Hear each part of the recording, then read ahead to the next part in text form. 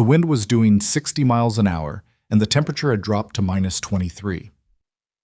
Somewhere across that frozen valley, 1,700 meters of white nothing, an enemy sniper had already put 3 bullets into Task Force Viper's position in the last 4 hours. 3 wounded, 2 critical, 0 extraction windows. And the only person command sent to solve it was a woman most of the soldiers inside that bunker had never heard of. When they saw her walk through the door, one of them actually laughed. He stopped laughing 40 minutes later. If you're new here, subscribe now and follow this story to the end. Drop your city or country in the comments. I want to see how far this one travels. Hit like, and let's go. The call came in at 0347. It reached the Regional Coordination Center at Firebase Aldrin through a static choked radio burst that the duty operator had to play back 3 times before he understood what he was hearing. Captain Marcus Hale, Task Force Viper, Carson Ridge Sector. Sector Grid 7, Tango November. Communication was degraded. Position was compromised. Enemy marksman active. 1 KIA, 3 wounded, 1 of them critical, requesting long-range fire support or specialist extraction support. Weather non-permissive for rotary wing. Ground convoy routes impassable. The duty operator flagged it immediately. His shift supervisor read the transmission, looked at the weather display, and then said something under his breath that the operator chose not to repeat in the incident log. Because the problem wasn't just the wounded soldiers. The problem wasn't even the enemy sniper exactly. The problem was the distance. Carson Ridge sat at the northern edge of a valley that locals hadn't given a name worth repeating. They just called it the cold place, which told you everything you needed to know about it. The valley floor ran roughly 2 kilometers wide, bounded on both sides by rock faces that the wind used like a funnel. At the eastern end of that funnel, Task Force Viper had taken shelter in what the maps called an abandoned mineral extraction facility, and what the soldiers inside called a frozen hellhole with 3 walls and a roof that had partially collapsed sometime during the previous decade. At the western end, or more precisely, at a position on the elevated cliff face overlooking the valley's western approach, the enemy marksman had set up. Whoever he was, he'd chosen the ground with patience and intelligence. The cliff gave him elevation, the rock formation gave him cover, the storm gave him concealment, and the distance gave him what he probably believed was complete protection. He was operating at somewhere between 1,040 and 1,120 meters. The ranging estimate from inside the outpost was approximate because the soldiers doing the ranging were trying not to move near any opening that provided line of sight. The last man who'd moved carelessly near the eastern window had taken a round through the shoulder. That was 3 hours ago. Since then, Task Force Viper had not moved. The specialist arrived at Firebase Aldrin at 05:02. She came in on a resupply truck that had taken an alternate route through the southern pass, a route that had added 4 hours to the journey and required the driver to chain the tires twice. She climbed down from the cab with a rifle case in her right hand and a field pack over her left shoulder, and she walked through the operations center door looking like someone who'd been mildly inconvenienced by traffic. Sergeant Maya Cross. Long-range precision fire. Attached to the 3rd Special Operations Support Group on a rotating deployment cycle that had apparently positioned her at the worst possible place at the worst possible time, which, in her experience, was how these things usually worked. She was 31 years old, average height, the kind of build that people described later when they were trying to explain what had happened as not what I expected. Brown hair that she kept tied at the base of her neck. A scar along her left jawline from a fragment that had come close enough to teach her something about angle and velocity. She wore her uniform the way people wear clothes they actually work in. Nothing pressed, nothing ceremonial, a few of the patches slightly worn at the edges. The shift supervisor handed her the situation report without introduction. She read it standing up, one hand still holding the rifle case. "The ranging estimate," she said. "Who ran it?" "Sergeant First Class Kowalski. He's one of Hale's people." "Is he any good?" "Good enough. He's been out there 2 days." She handed the report back. "I need current atmospheric data for that sector. Whatever you have from the last 6 hours. Temperature gradients, wind speed, direction changes, barometric trend. We have station data from 2 observation posts. It's not whatever you have." She set the rifle case down on the nearest table and opened it. The supervisor watched her for a moment. "You understand the shot they're describing?" I understand the numbers. Nobody's made a confirmed engagement at that range in this theater, under these conditions. Do you have a vehicle that can get me to the ridge access point? He paused. Yes. Then let's move past the part where you tell me what's impossible. The vehicle that took her toward Carson Ridge was a surplus utility truck with a cracked windshield heater and a driver named Specialist Okafor, who had the good sense to not say much. He drove carefully in the pre-dawn darkness, picking the route from memory more than from the headlights, which were doing almost nothing against the snow. Maya rode in the passenger seat with the atmospheric data printout on her knee and a small tactical light clipped to her collar. She studied the numbers as the truck moved. The data was incomplete. It always was in these conditions. But patterns were there if you knew how to read them. The storm was behaving the way mountain storms behaved after extended duration. It was cycling. The intensity wasn't constant.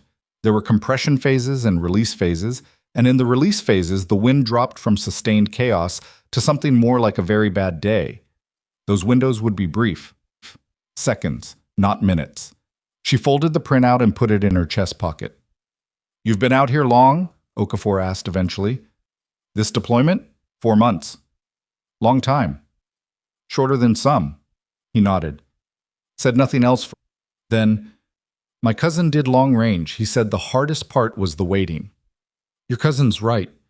Okafor glanced at her briefly. She wasn't looking at him. She was looking at the window, at the darkness outside, at the shapes of the terrain moving past, reading it the way you read a room when you first walk in. He also said the second hardest part was other people telling you what you couldn't do. Maya didn't respond immediately.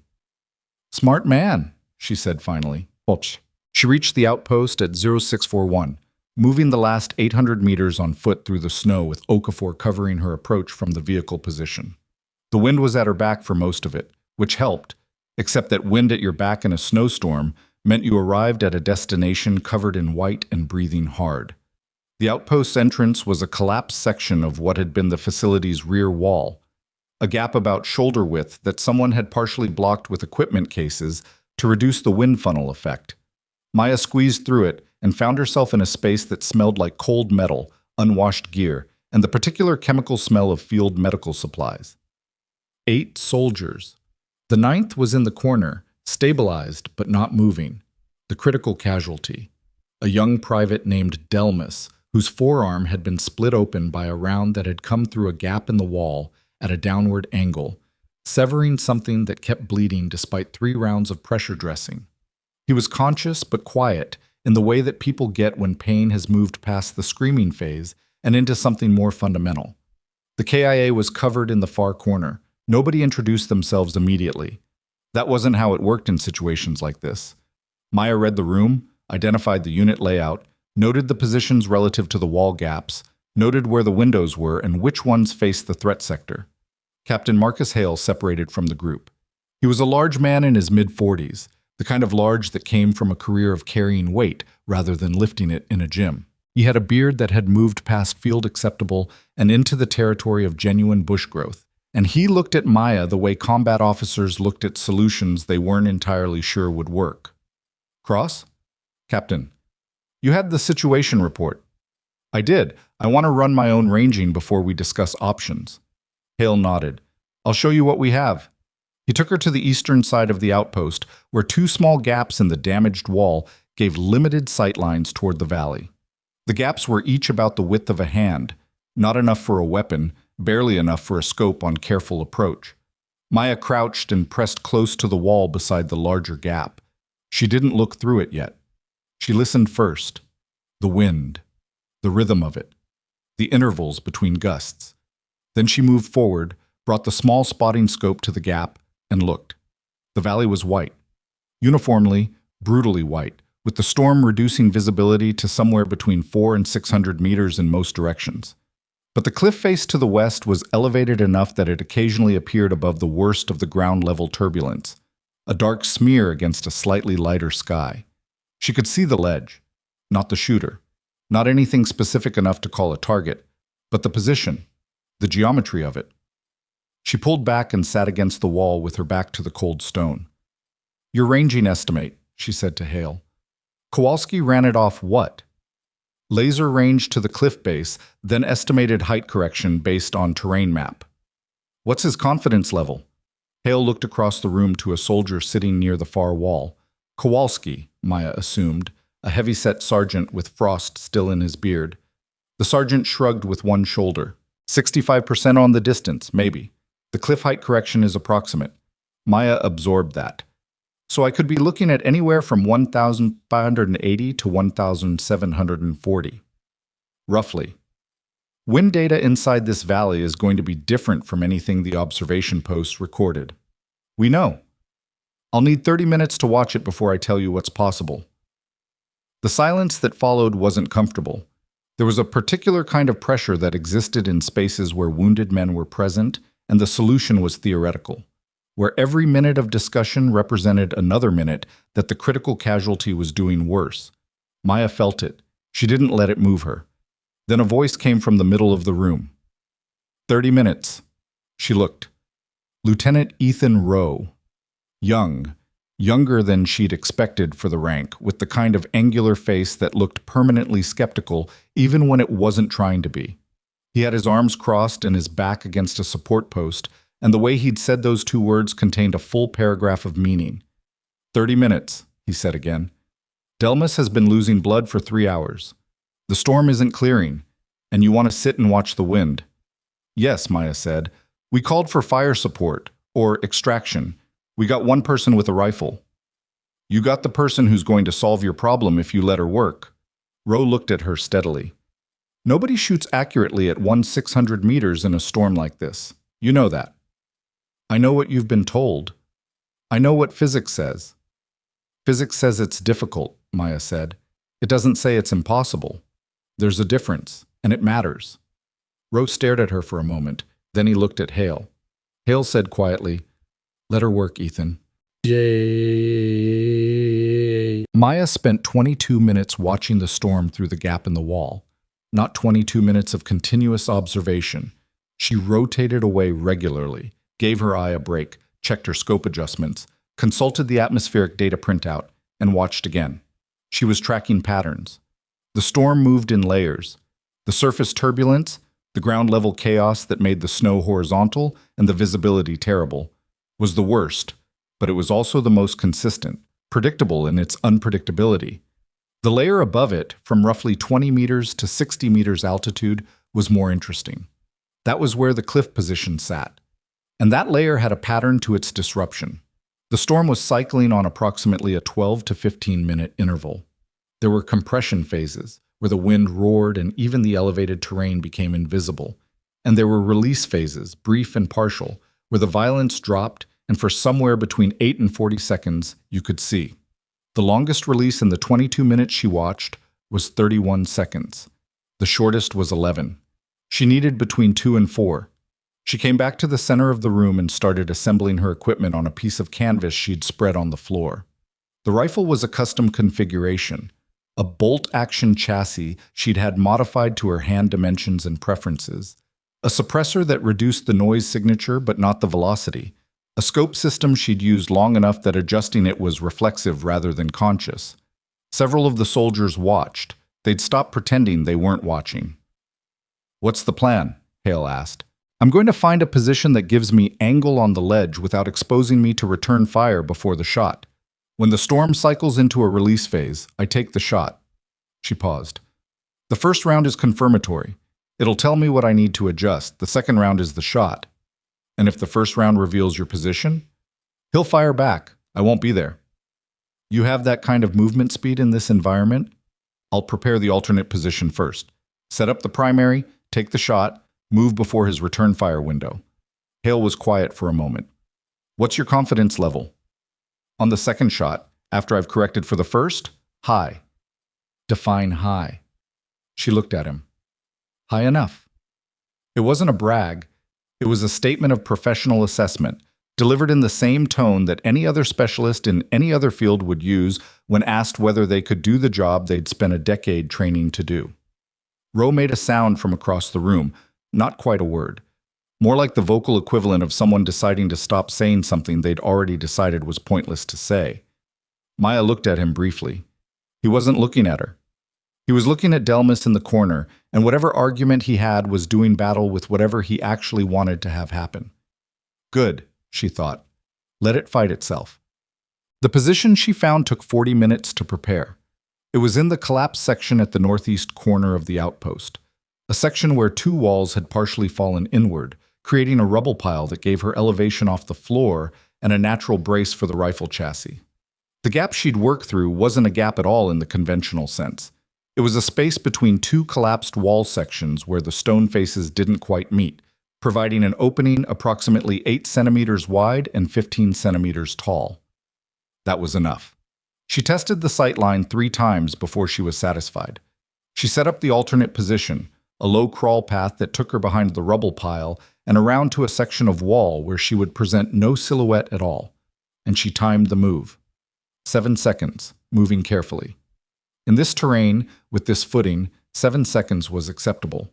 She built a small windbreak inside the gap using field material, not enough to block the reading, enough to reduce the worst of the direct turbulence across the scope lens. Then she loaded the rifle. 1 round in the chamber, 2 loose in her chest pocket. She settled in behind the scope, and she waited. Kowalski came to sit near her position after about 15 minutes. He didn't say anything. He sat with his back against the rubble, looking at the ceiling, and eventually he said, "Where'd you do your long-range training?" "SWCS, then independent study." "Independent study," he repeated. "What does that mean?" "It means I spent 2 years shooting in conditions that nobody thought were useful to practice in." "Like this?" "Worse than this, couple of times." Kowalski was quiet for a moment. "That shot they're describing on the wallboard, the one Hale added to the mission parameters, 1,600 plus in a mountain storm. You know what the odds are?" "I know what the math says before you account for skill." "And after?" Maya watched the storm through the scope. "Better." He actually laughed at that, a short, quiet thing, more breath than sound. "Ro's not trying to make it harder for you." "I know." He's been running this unit for 2 days on no sleep with 1 critical down and no extraction. I know what he is, Maya said. "I don't need him to believe in me. I need 30 seconds of manageable wind." Kowalski absorbed that. He nodded slowly. "Okay," he said. "Okay." He stayed where he was. He didn't leave. And Maya found, in some small way she wouldn't have been able to articulate, that she didn't mind. 80923, the storm changed. It didn't stop. It didn't break. But the compression cycle completed, and the release phase began, and Maya felt it before she saw it. A sudden reduction in the pressure against the wall, a shift in the sound of the wind from the sustained roar to something more like a long exhale.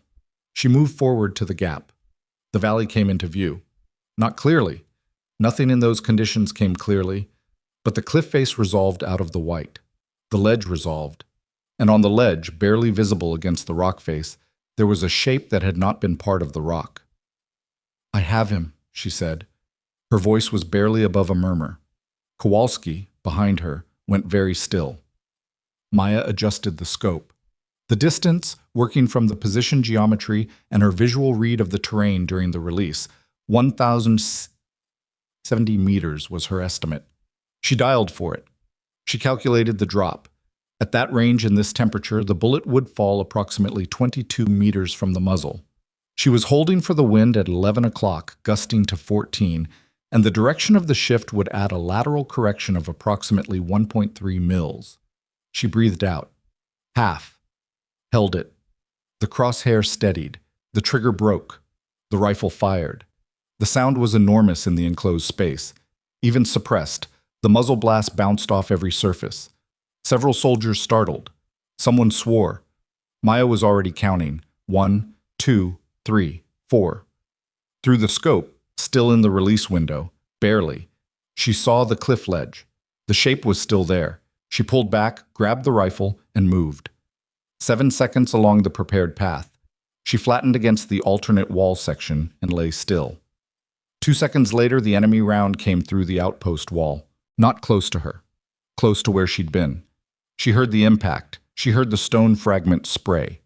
She heard, from inside the room, a voice say something sharp and alarmed. Then she heard Ro's voice, controlled, Nobody move, sound off. Voices sounded off. Everyone accounted for. Maya closed her eyes for 3 seconds. The first shot had missed. She had known it might. The question was why. She ran the calculation backward. The release window had still been present when she fired. The wind hadn't shifted until after the trigger broke, which meant the deflection had occurred in the terminal phase. Late in the flight, a wind shear somewhere in the lower valley, a layer of turbulence she hadn't been able to read from the gap. The bullet had gone right. She'd seen the impact, or rather, she'd seen the ledge rock face slightly to the right of where the shape had been.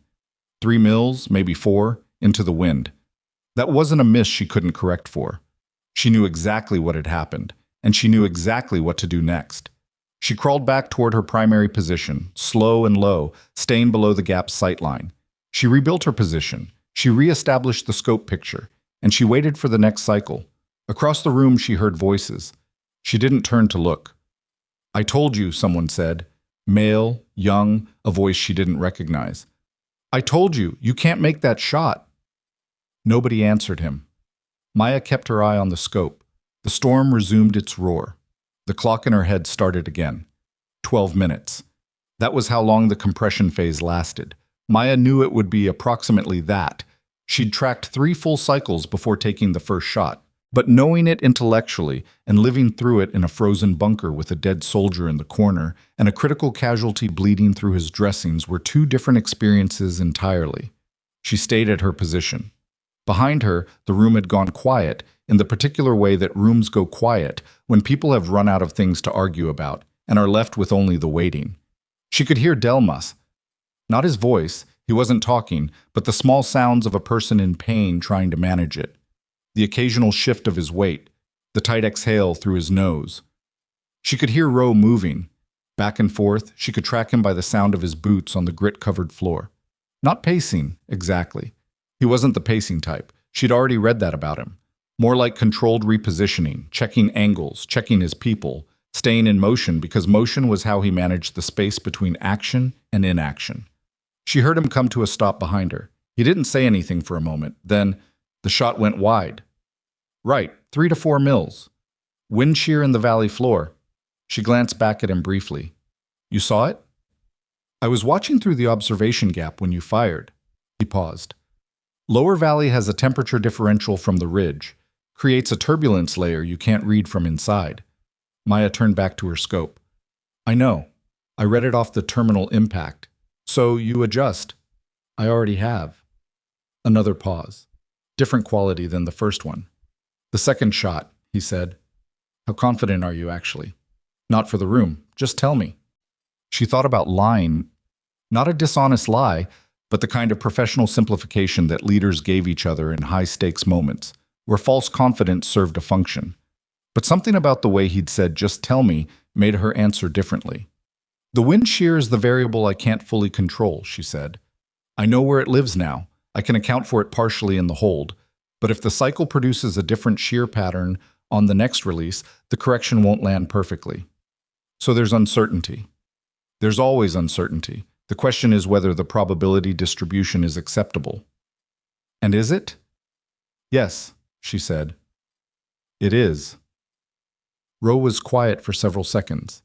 Then he stepped back from her position without saying anything else, and she heard his boots move toward the center of the room. She heard him say quietly to someone, probably Hale, "Let her work." The second cycle completed at 0941.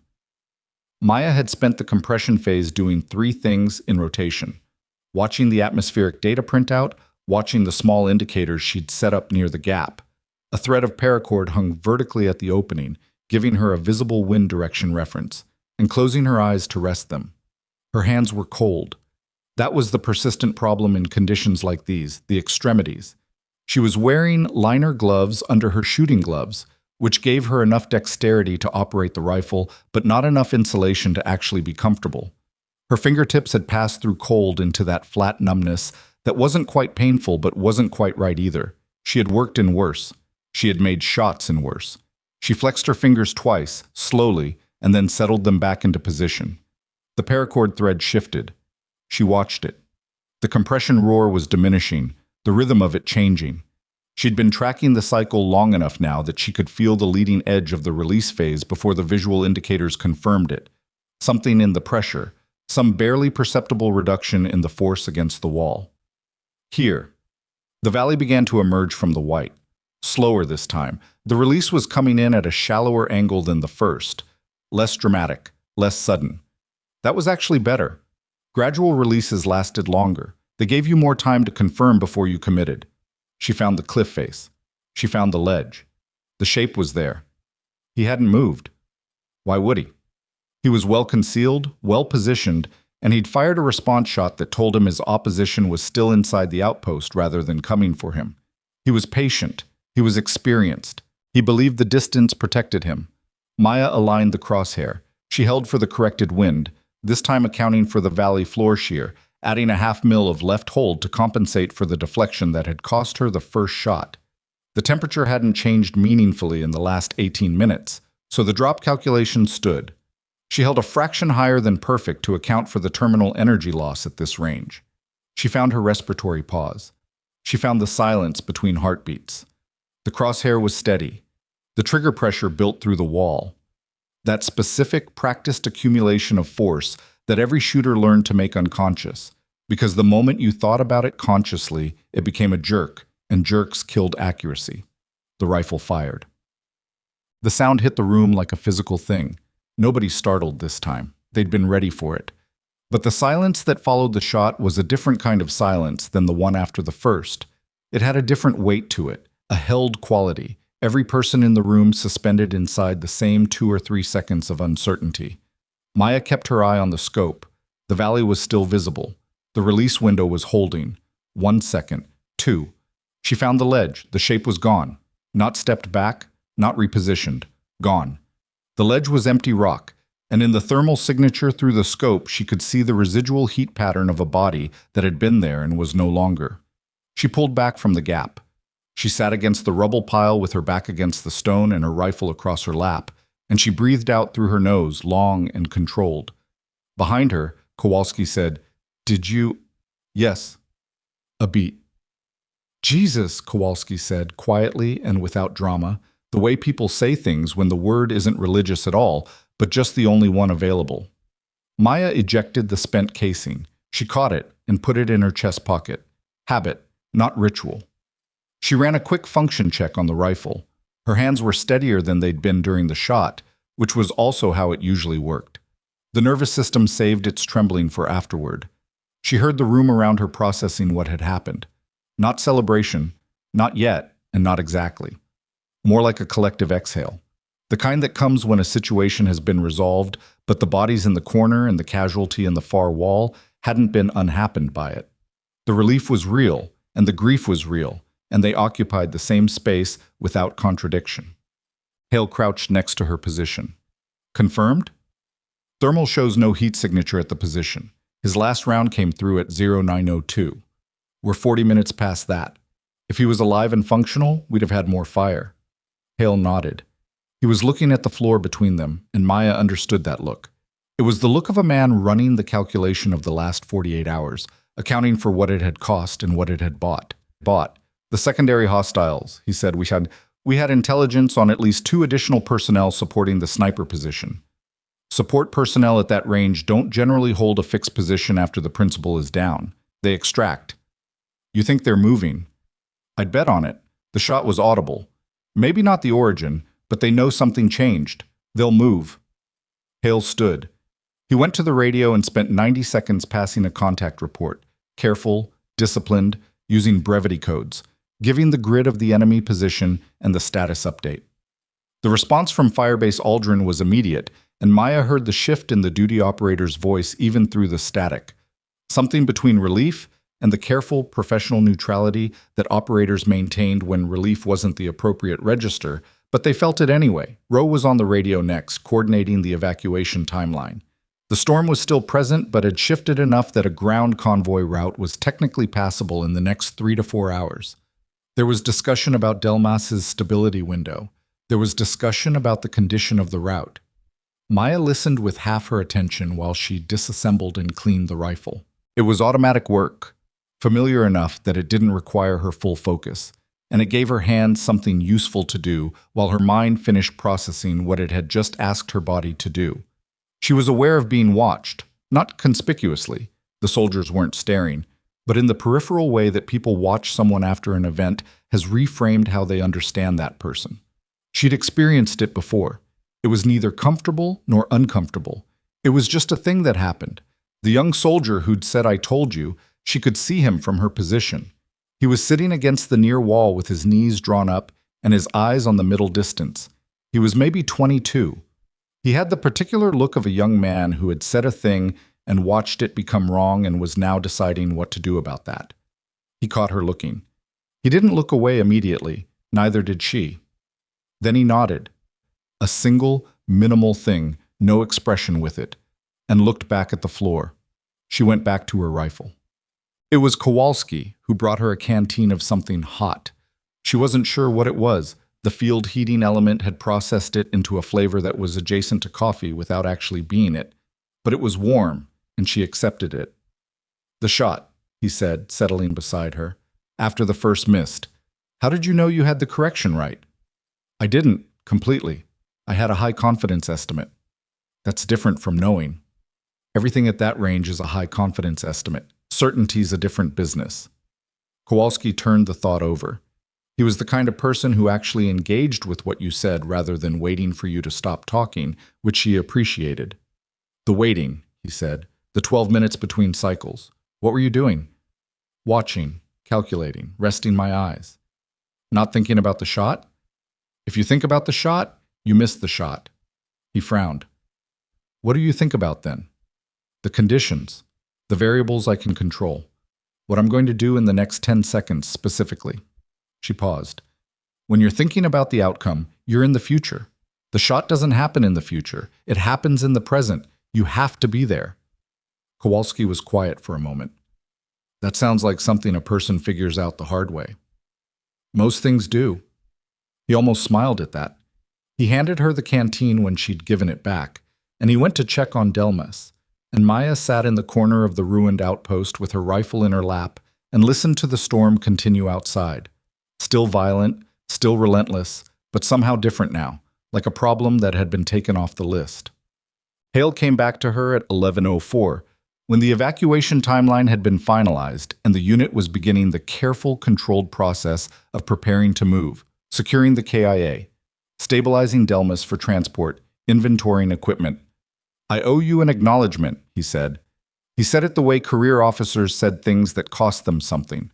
Not stiffly, not with false warmth, but with the specific precision of a person who understood what words meant and used them accordingly.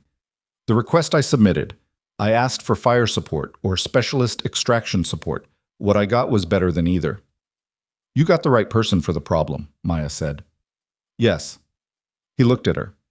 "I want that in the record, specifically, not long-range engagement confirmed. Your name, your method, the conditions." "That's your call." "It is. I'm telling you what I'm going to do." He paused. "Ro wants to speak with you before we move." Maya glanced toward the center of the room. Ro was standing near the entrance gap, looking out, not through any specific opening, just oriented toward the outside, toward the valley, in the way that people oriented themselves toward problems they were finished with and still processing.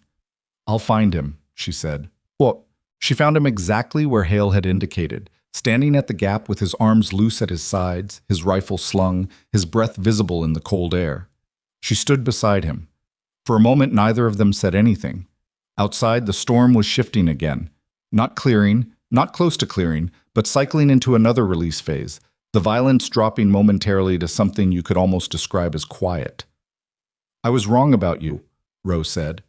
He said it without preamble, and without the kind of careful qualification that people used when they didn't quite want to admit the thing they were admitting. "You were working from the information you had," Maya said. "I was working from assumption." He looked at the valley. "There's a difference." She didn't argue with that, because he was right, and arguing with right things when someone was trying to say them correctly struck her as a waste of both their time. "The shot," he said, "after the first missed. You didn't hesitate." Hesitation doesn't help. A lot of people would have. After a public miss under that kind of pressure, The mist gave me data. Data helps. Why would I hesitate? Roe was quiet for a moment. When he spoke again, his voice had shifted slightly. Less officer evaluating specialist, more just a man saying something he actually meant. I've been in this unit 4 years. I've seen good shooters. I've seen people who were technically excellent but fell apart under pressure. I've seen people who were confident but had the confidence backwards. The kind that's really just defensive. He paused. What you have is different. What do I have? He seemed to consider how to say it. You know the difference between what you control and what you don't, and you've made your peace with the second category. Maya looked at the valley. The release phase was fully open now, the longest one she'd seen, the snow falling almost vertically, the cliff face clearly visible across the white expanse. Empty now, just rock and cold. It took me a long time to figure that out, she said. How long? Long enough to learn it the hard way. Roe almost smiled at that. Not quite, but almost. He pushed off the wall and picked up his rifle. Evacuation convoy is estimated 2 hours out, he said, back to the precise register of operational language.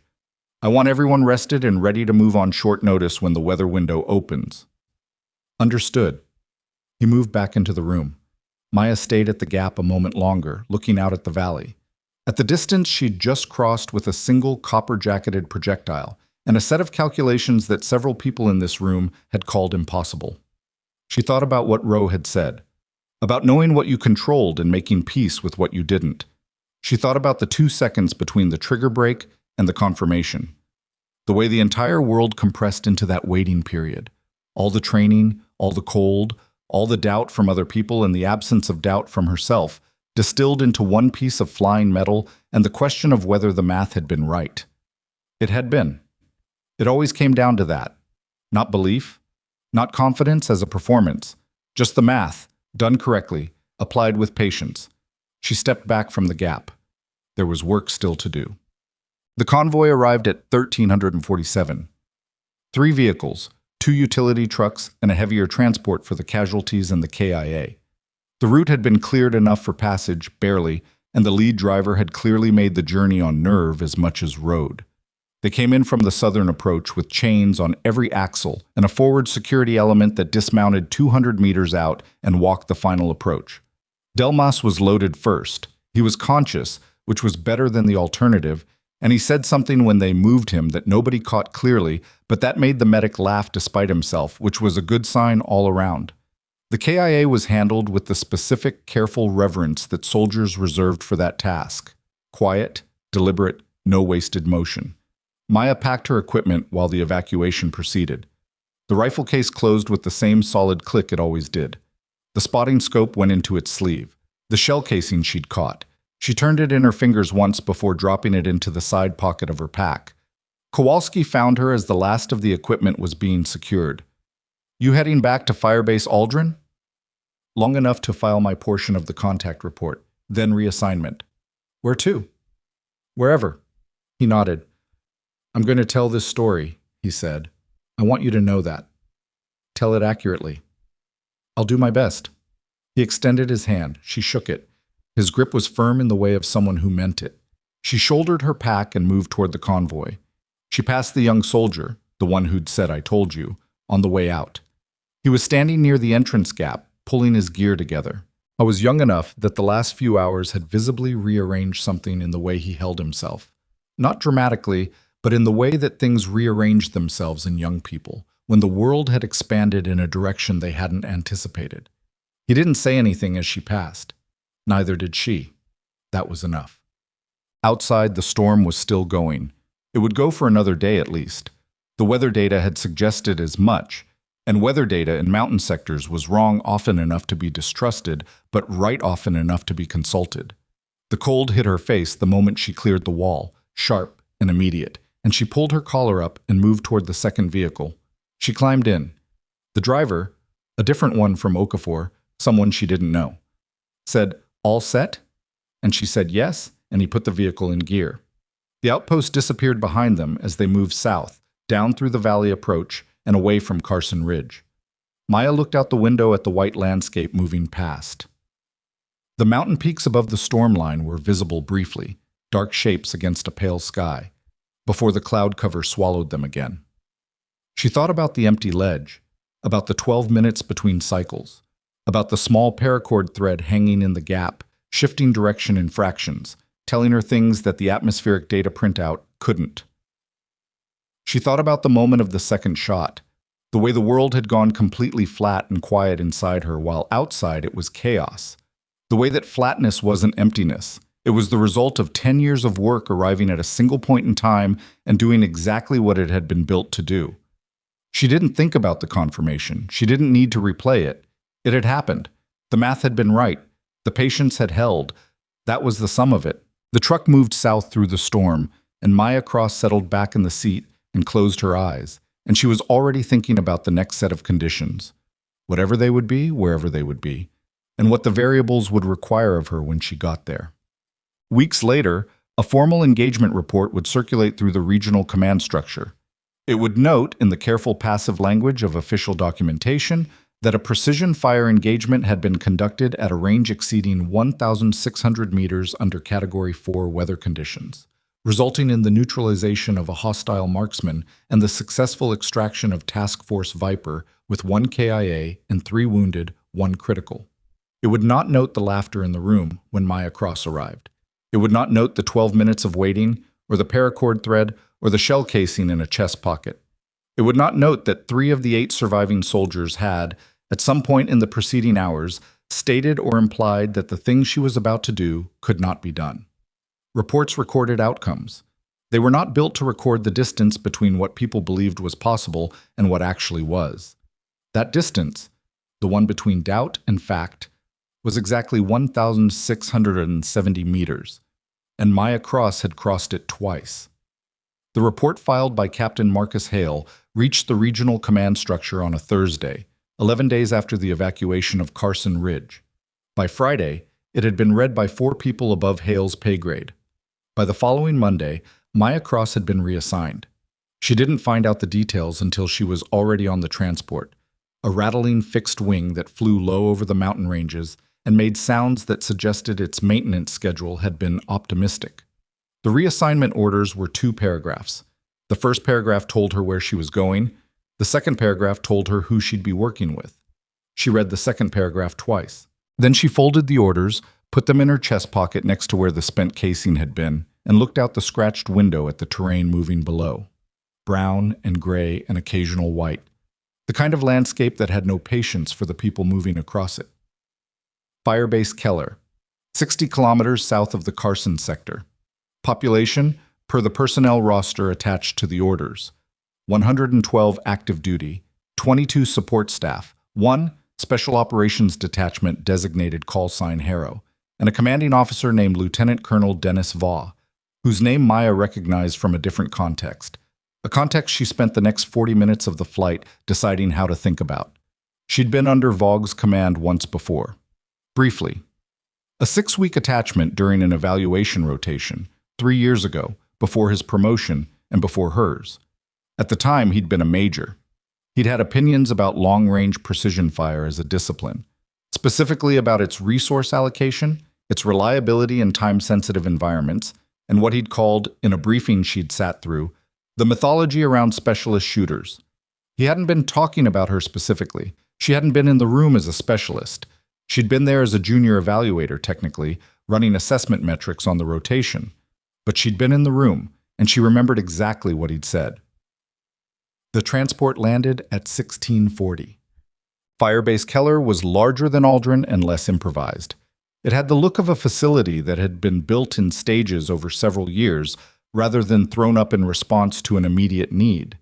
The perimeter wall was reinforced concrete topped with wire.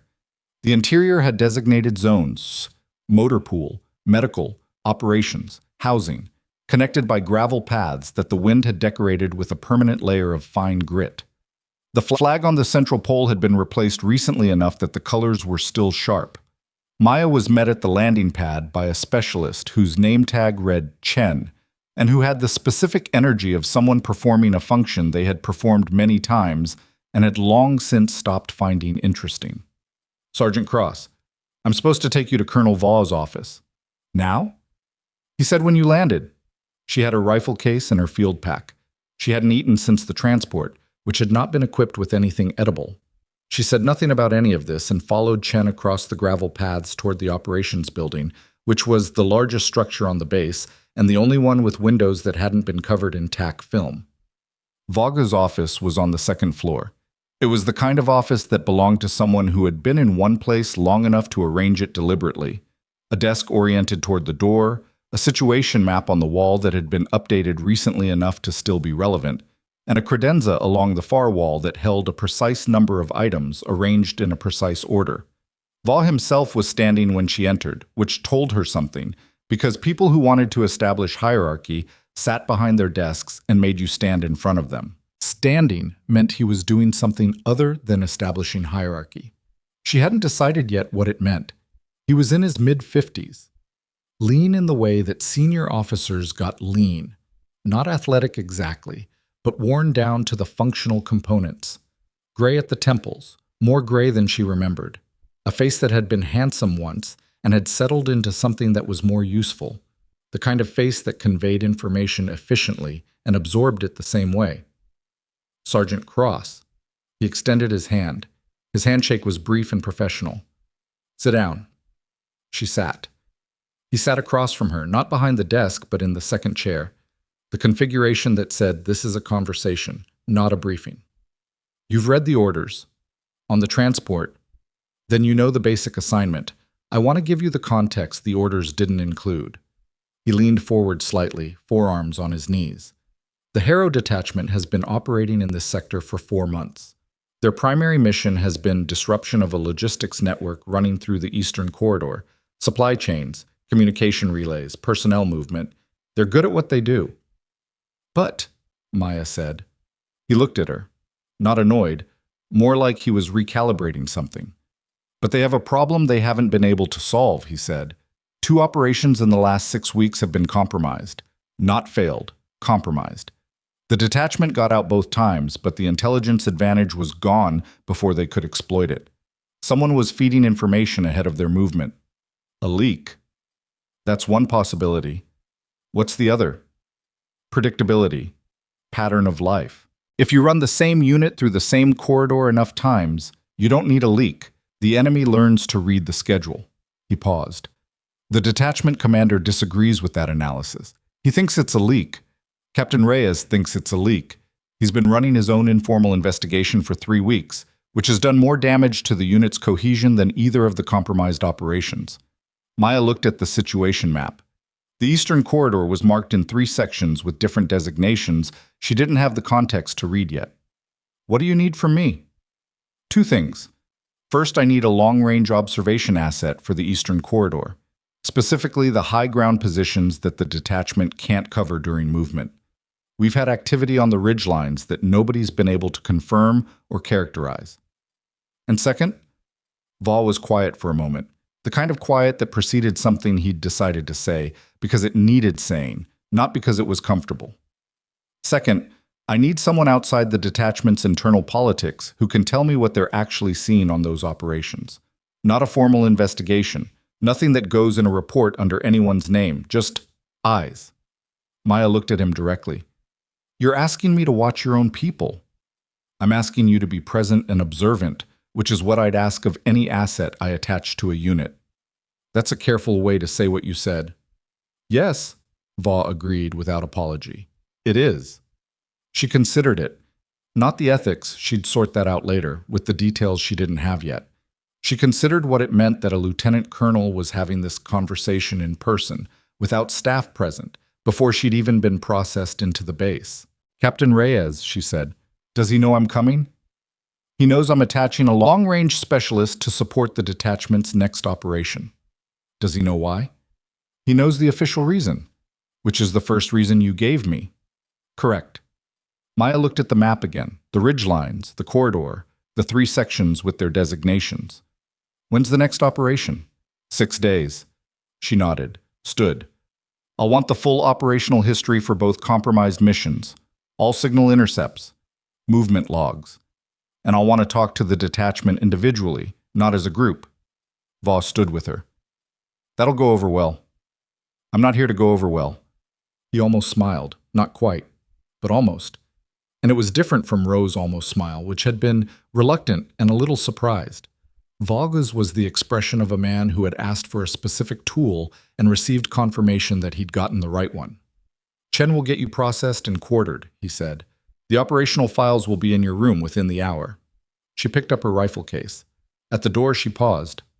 Colonel, 3 years ago, at the evaluation rotation, you said something in a briefing about specialist shooters. The room went quiet in a specific way. I remember the briefing, Vau said. You said the mythology around the discipline created unrealistic expectations and resource misallocation. I did say that. Have you changed your assessment? He looked at her steadily. I read Hale's report on Carson Ridge. That's not an answer. It's the most honest answer I can give you right now, he said. I'll have a better one after your first operation. Maya looked at him for a moment. Then she nodded once and walked out. The Harrow detachment was housed in a building on the east side of the compound, a long, low structure that had been a storage facility in a previous configuration and had been converted with the minimum necessary effort into something habitable. It had 12 rooms, a common area with a table that had one leg replaced with a crate, and a gear room at the far end that smelled like weapon oil and wet canvas. Maya arrived at 1820, after processing and after eating something in the mess hall that was technically food.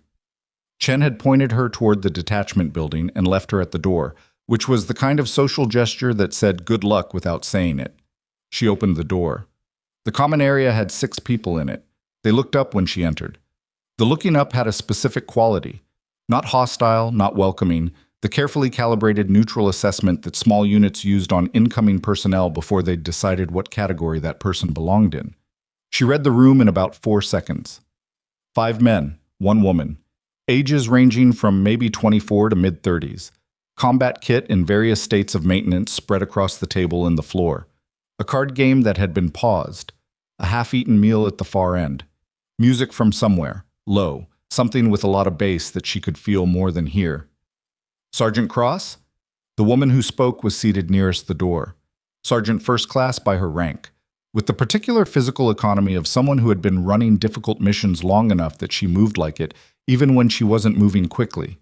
Her name tape read, Vasquez. That's me. Cora Vasquez, I'm the senior NCO. She didn't stand. She extended her hand from the seated position, which was exactly as much as the moment required. You're the shooter Vau sent. Long-range observation and fire support. Yes. We've been briefed. Vasquez looked at the others briefly, a look that carried some content Maya couldn't read yet. This is Dominguez, Park, Whistler, Osei, and Falk. Each name was accompanied by a minimal gesture toward the relevant person, none of whom did more than nod. Captain Reyes is in the ops room. He'll want to see you when he's done. I'll find him. He'll find you. Vasquez said it without particular emphasis, which somehow gave it more. You can take the room at the end, second on the left. The heating element in the wall doesn't work, but someone left a space heater that does if you don't look at it wrong. Appreciated. Maya moved toward the hallway. She got 3 steps. Carson Ridge. The voice came from behind her. Male, the one called Whistler, young enough that his attempt at casual didn't quite cover whatever was underneath it. That was you? She stopped, turned partway. Word travels fast in mountain sectors, she said. It was all over the comms traffic by Tuesday. He looked at her with the specific expression of a person who has heard a story and is recalibrating it against the person in front of them. The numbers they were throwing around were 1,600 meters plus, Category 4 weather. Something like that. Something like that, he repeated. Is that a yes? It's an accurate number, give or take 50 meters on the ranging estimate. The room had gone quieter. Not dramatically. The music was still going. Someone still had cards in their hand. But the specific background noise of 6 people not paying attention had become the specific background noise of 6 people paying attention. Osei, a large man in his early 30s who had been cleaning a rifle component and had not looked up during any of this, said without looking up, "The confirmed record for this theater is 1,420 meters, held by a guy in the 4th group 3 years back, standard conditions." I know, Maya said. So you're saying you beat it by 250 meters in a snowstorm? I'm saying I made the shot the mission required.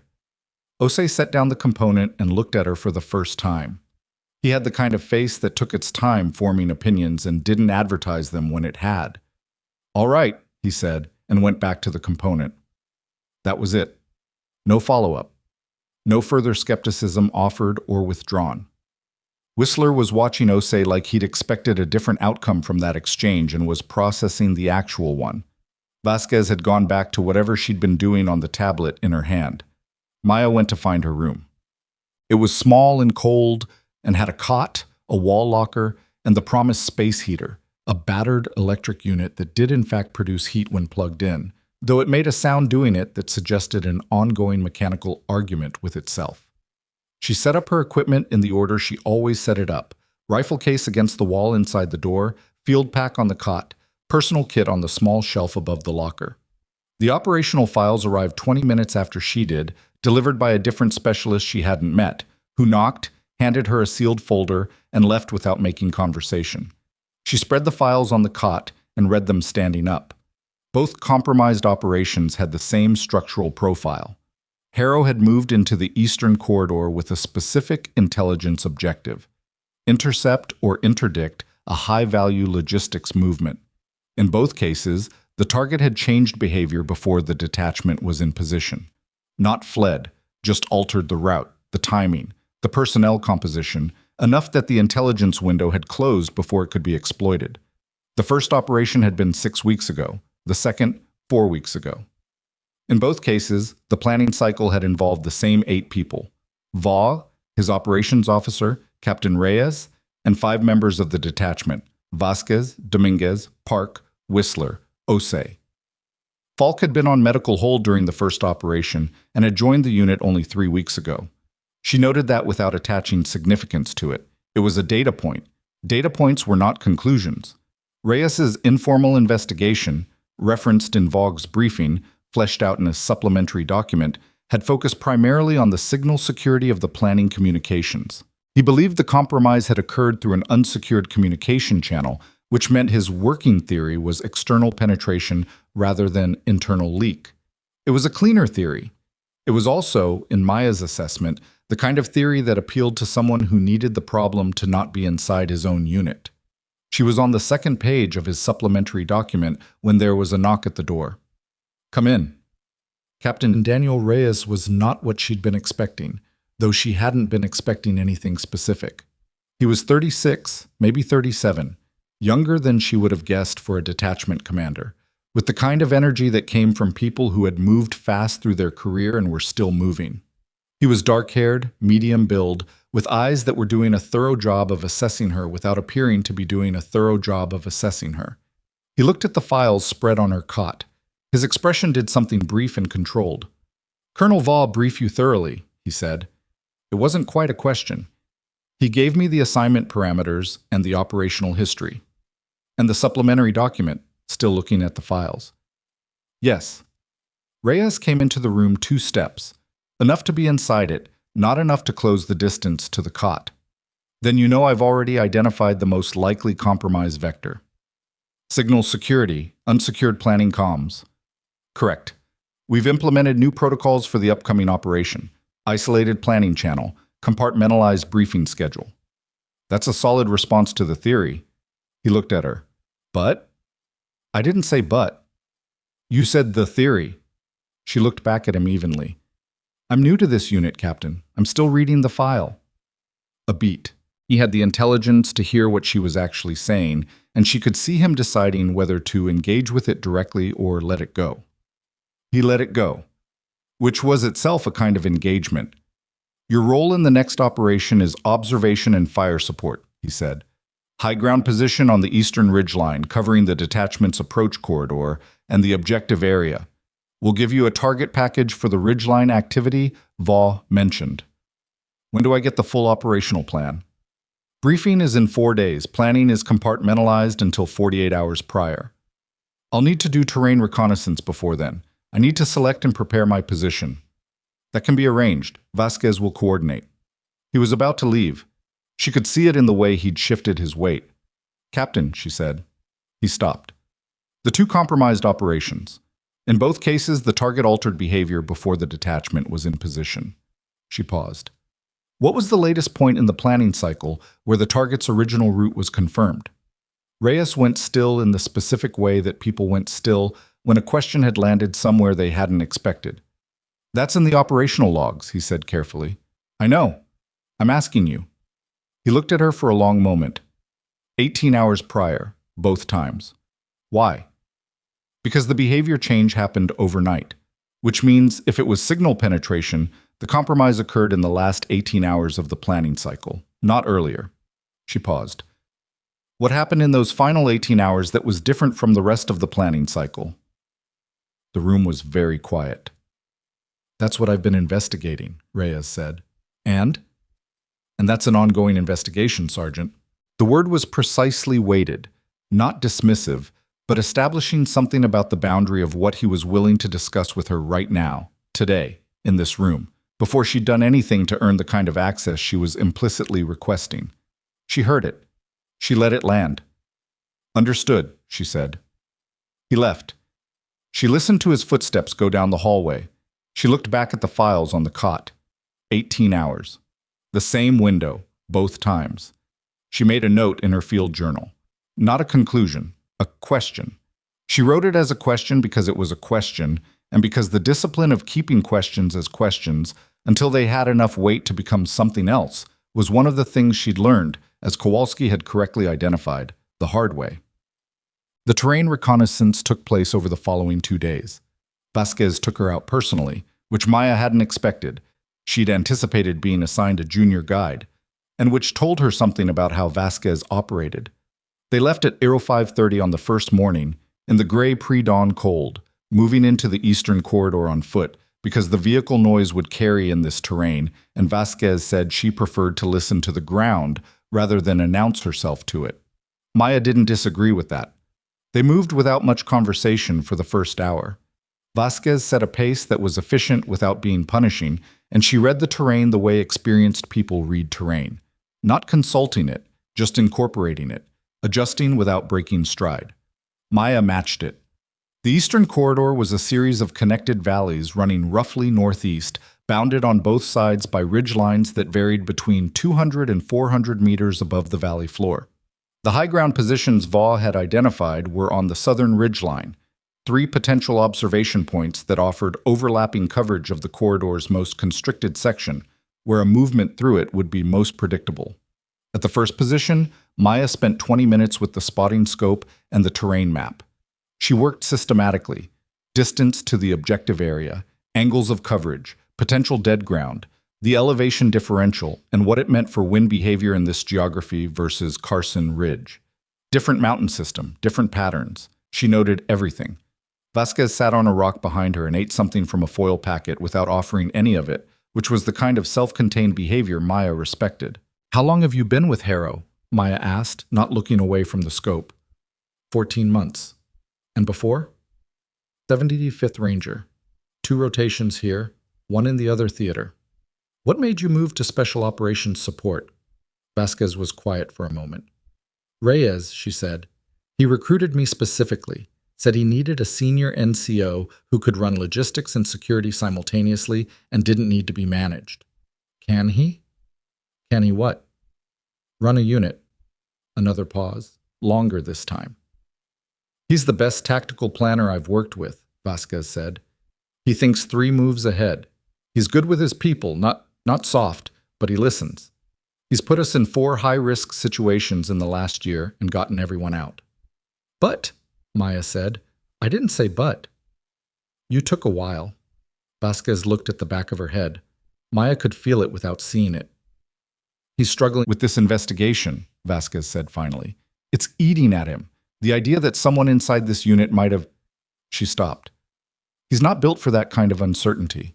He likes defined problems. Defined problems are easier to solve. Defined problems are also easier to get wrong, Vasquez said.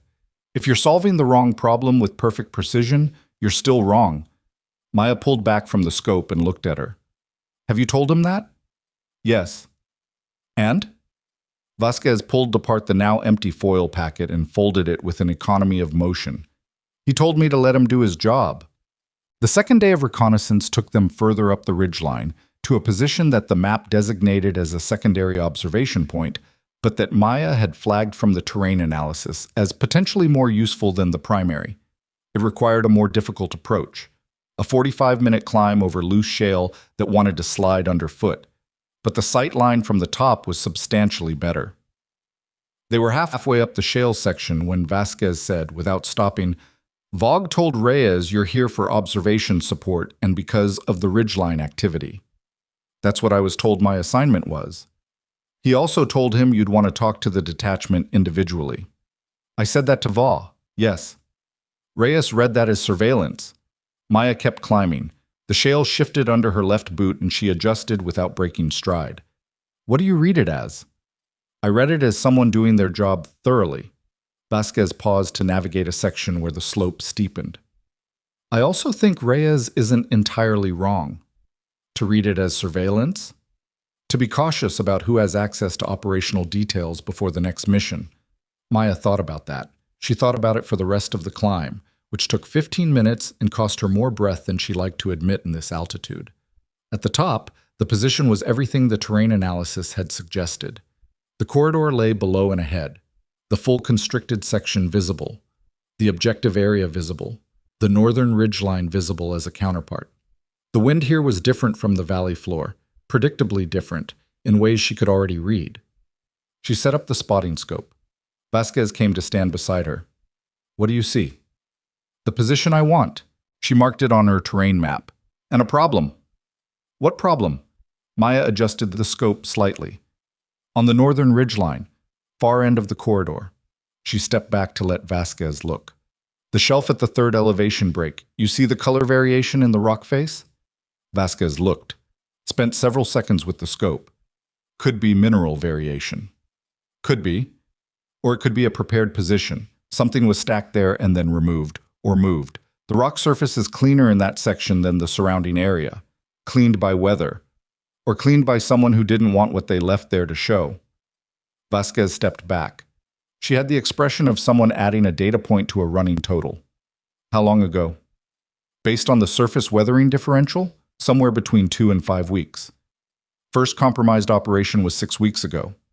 Yes, Maya said. It was. They stood on the ridgeline in the cold wind, looking at the corridor below them, and neither of them said anything for a moment about what the timeline might mean, because the timeline was a data point, and data points were not conclusions.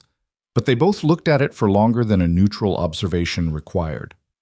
On the evening of the second day, Maya found Osei in the gear room, running maintenance on his kit with the systematic patience of someone who found the routine genuinely calming rather than just necessary.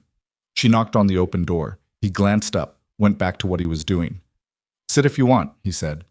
She sat on the bench opposite him. For a while she just watched him work.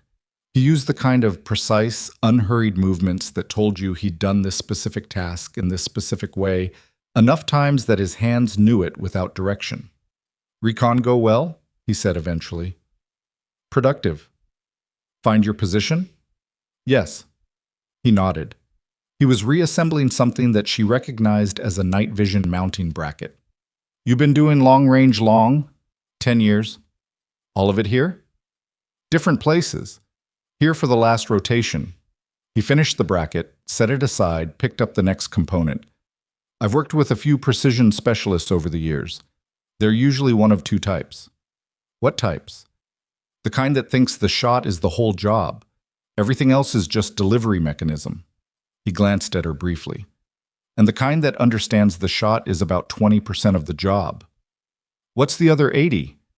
Everything that had to be right before the trigger pulled. Maya looked at him. You shoot long range? Qualified to 800 meters. Nothing like what you do.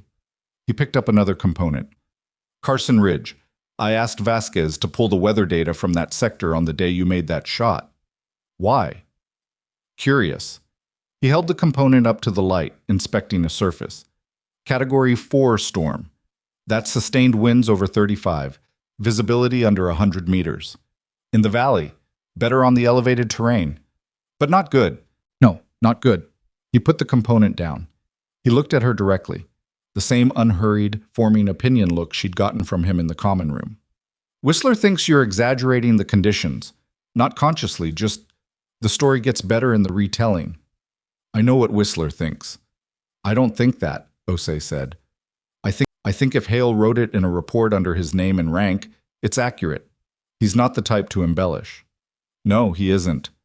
So the shot happened the way it happened? Yes. He nodded, once, like a door closing on a question that had been answered. He went back to his kit.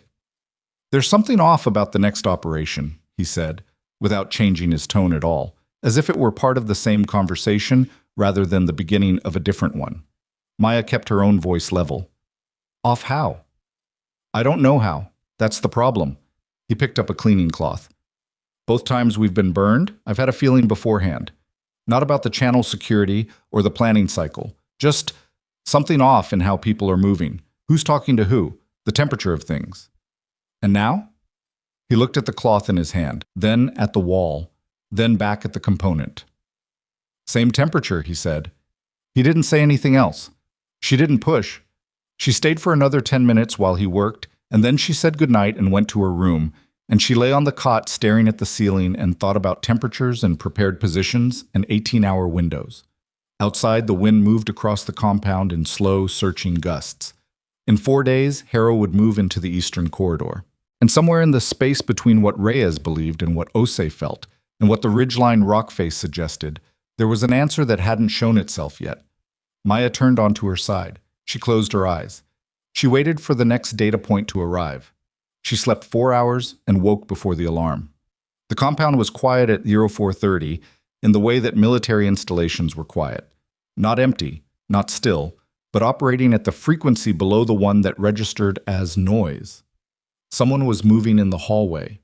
The motor pool had a generator running. The wind was doing what the wind did.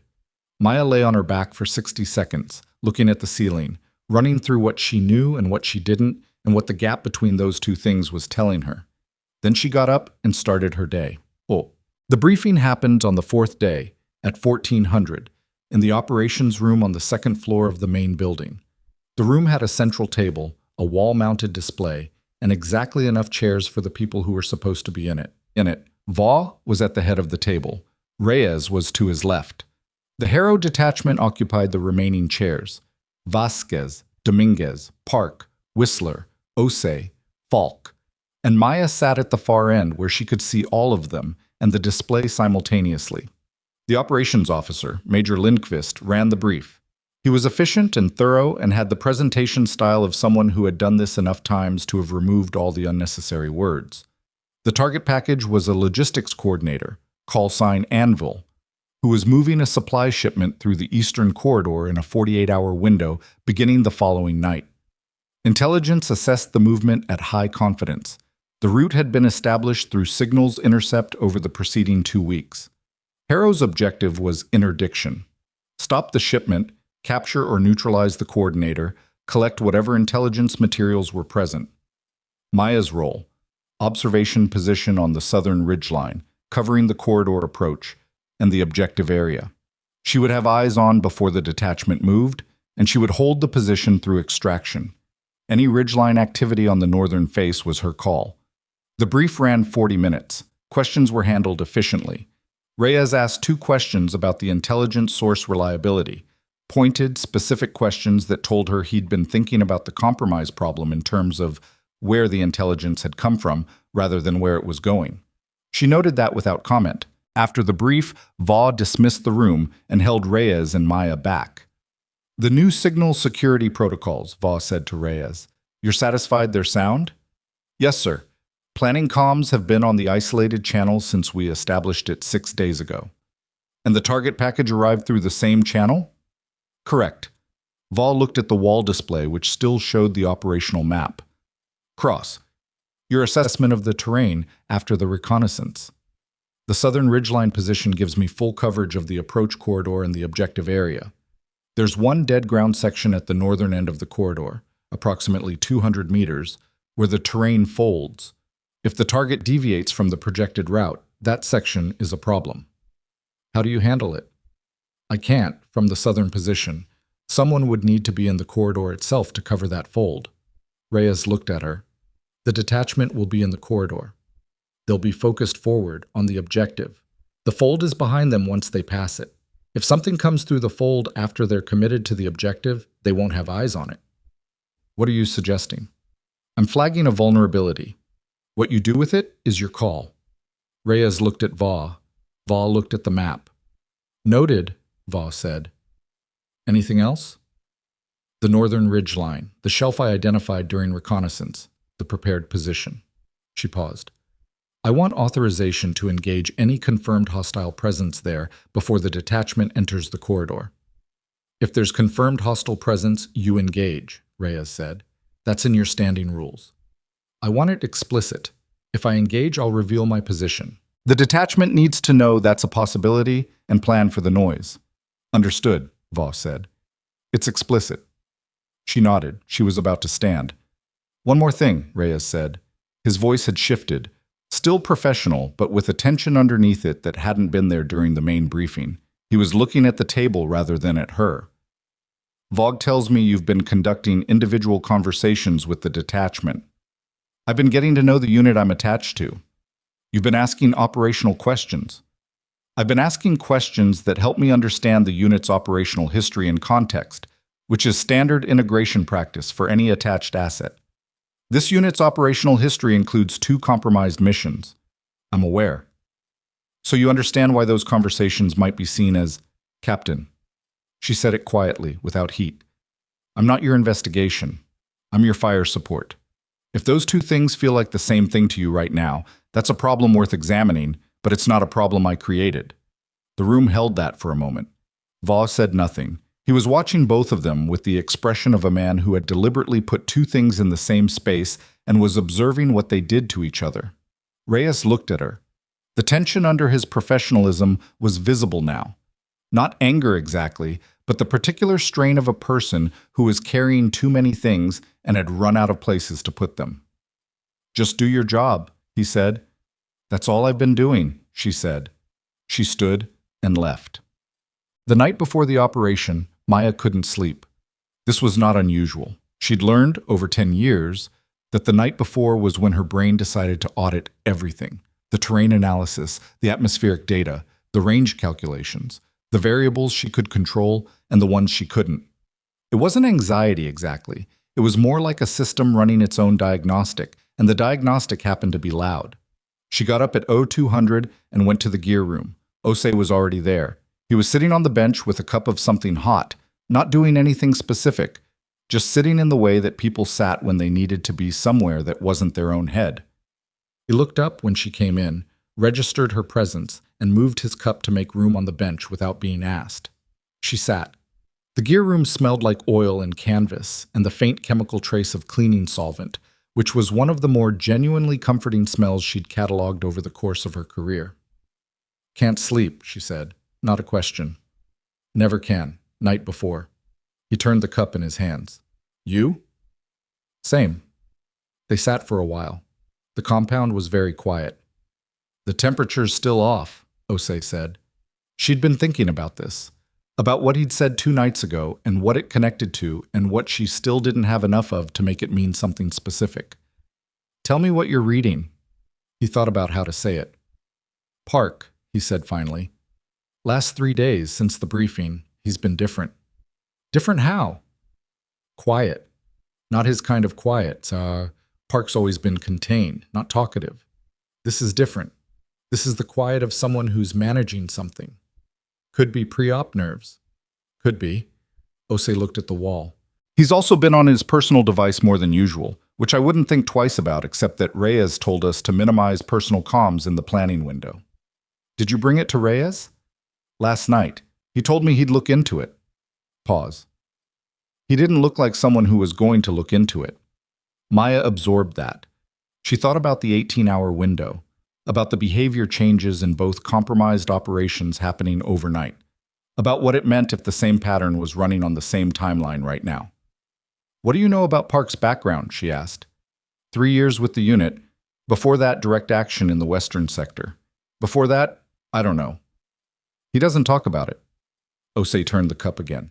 He's technically excellent. No complaints about his performance on any operation I've been on with him. Does he have relationships outside the unit? Contacts in the corridor area? I don't know. He looked at her directly. You think it's him? I think I don't have enough to think anything specific. I think what you're describing is worth paying attention to. If I'm wrong, if you're wrong, you're wrong. But you've been on how many operations with this unit? 11. And both times you said the temperature was off, the operation was compromised. He didn't answer that. He didn't need to. The operation is in 14 hours, Maya said. What's Reyes's response going to be if you bring him more specific concerns about Park? Osei's expression gave her the answer without a word. Reyes had committed to his signal security theory, bringing him an internal suspicion about a specific team member the night before the operation, without anything more concrete than behavioral observation. That conversation was going to go a specific way, and neither of them were going to like it. I'll talk to Val, she said. Osei looked at her. Tonight? If I'm right about the timeline, tomorrow is too late. He was quiet for a moment. If you go to Val with this and Reyes finds out, I know. He's going to read it as exactly what he's been worried you are. I know that too. Osei looked at the cup in his hands, then at the wall, then at her. All right, he said. The same word, the same delivery as the first time he'd said it to her in the common room. A door closing on an internal argument. Maya stood. Go back to bed if you can. I'll handle Val. I won't sleep. Me either, but try. She left him in the gear room and went upstairs. Val answered his door in 40 seconds, which meant he hadn't been deeply asleep either. He was in PT clothes, no rank, and he looked at her with the immediate alertness of someone who had learned over a long career that a knock at 0230 was never about something small. Talk, he said, and stepped back to let her in. She told him, precisely, without editorializing, Osei's observations about Park, the behavioral change in the 3 days since the briefing, the personal device usage, the pattern against the 18-hour window from the previous compromised operations. She laid it out the way she'd lay out a target package. Here's what I observed. Here's what it may indicate. Here's what I don't know. Val listened without interrupting. He stood with his arms crossed and his eyes on a point on the wall above her left shoulder. The focus of a person processing information rather than looking at the person delivering it. When she finished, he was quiet for several seconds. You went to Osei with this, he said. He came to me. The initial observation was his. And you're bringing it to me rather than Reyes because Reyes has committed to a specific theory of the compromise, and bringing him a contradicting theory the night before an operation without conclusive evidence is going to be read through the lens of that commitment. You're more likely to evaluate it neutrally. Val looked at her now. You've been here 6 days. Yes, sir. And you're making assessments about my officer's cognitive flexibility.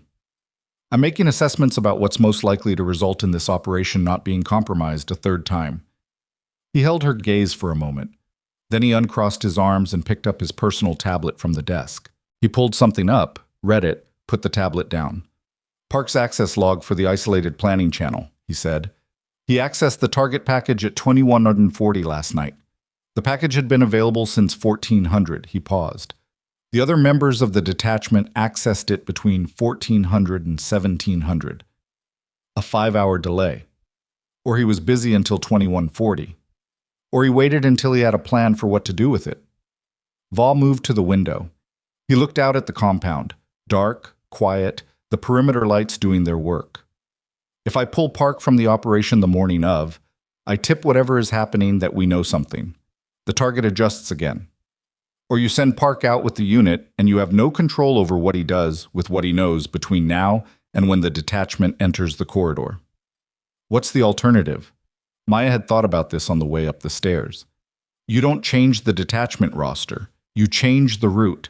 The target package has a projected approach route for Anvil. You give Park, and through him, whoever he's communicating with, a version of the operation that includes a route deviation. Not a large one. Just enough that anyone waiting at the projected position is in the wrong place. Val turned from the window. He looked at her with an expression that was difficult to read. Not skeptical, not convinced, somewhere in the space between them where things got evaluated before they got decided. And if Park is not the problem, he said, then the operation runs slightly different from the planned route. You burn an hour of movement time, and I look like someone who has bad instincts. Are you comfortable with that outcome? I've been comfortable with worse. He looked at her for a long moment. Then he picked up this tablet again. I'll need to tell Reyes. I know. He's going to be angry. I know that too. At you specifically. Yes. Voss set the tablet down. He rubbed his face with both hands, a gesture so human and unguarded that it briefly made him look his actual age rather than the operational age he wore during the day. Get me 4 hours, he said. I'll have a decision and a modified route by 0630. Yes, sir. At the door, he said, Cross. She stopped. If you're right about this, you understand what it means for this unit. I do. And if you're wrong, then I'm wrong, she said, but I'm not wrong about the pattern. She left him at his window in the dark. At 0630, Reyes found her in the common room. She was drinking coffee and reading the morning weather report for the corridor sector, the atmospheric data she'd need for her position work. She heard him come in. She didn't look up immediately, because looking up immediately would have acknowledged that she'd been waiting for this, which she had been, but didn't need to perform. He pulled a chair from the table and sat down across from her. He didn't say anything right away. She put the weather report down. His face was controlled. Whatever he'd felt in Vogg's office an hour ago had been processed and put somewhere. What was left was the professional surface, but thinner than usual, like paint on a wall that had been sanded. Vogg briefed me on your concerns, he said. All right. He's modified the approach route for the operation. He's also implementing a parallel monitoring protocol on Park's device. A pause. Without telling Park. Understood. I want you to know that I disagree with this assessment. He said it evenly, without heat. My investigation points to external penetration. The behavioral observations you've described, Osei's observations, which you're acting as a relay for, are circumstantial. They are. And you went to my commanding officer with circumstantial observations the night before an operation I've been planning for 6 weeks. Yes. Without coming to me first. She looked at him. This was the moment, and she knew it, and she answered it directly. I considered coming to you first. I decided it was less likely to result in the information being acted on. The room held that. Something moved behind his eyes. It wasn't anger exactly, or rather, it was anger that had been overridden by something that hurt more than anger. The recognition that the assessment was probably accurate. That was a specific kind of wound, and she didn't enjoy inflicting it, but she didn't apologize for it. If Park is clean, Reyes said, you've damaged a good soldier's standing in this unit on a guess. If Park is clean, nothing on the monitoring protocol shows anything, the operation succeeds, and the conversation shifts to what actually caused the previous compromises. Park doesn't know he was suspected unless someone tells him. And if he's not clean, then we didn't lose a third operation. Reyes looked at the table. His hands were flat on the surface. Not tense, just placed there like someone making sure they were keeping contact with something solid. I've commanded this unit for 14 months, he said. These are my people. I know. You've been here 6 days. I know that too. He looked up at her. If you're wrong about this, I want you to know that I will make that very clear in every report I write. If I'm wrong about this, Maya said, you don't need to bother. I'll say it myself. He stood. He picked up his chair and put it back. He was at the door when she said, Captain? He stopped but didn't turn. Whatever happened in those previous operations, whoever caused it, it wasn't a failure of your command. Pattern of life exploitation and internal compromise look identical from inside the unit. You were solving the right problem with the wrong cause assigned. He didn't respond. He left. She picked up the weather report. What? The operation launched at 2100. The detachment moved out in 2 elements.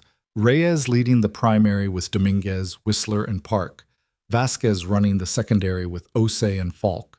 Maya had been in her position on the southern ridgeline since 1730, which had given her enough time to establish the site properly, confirm her sight lines, and run a full atmospheric check on the corridor conditions.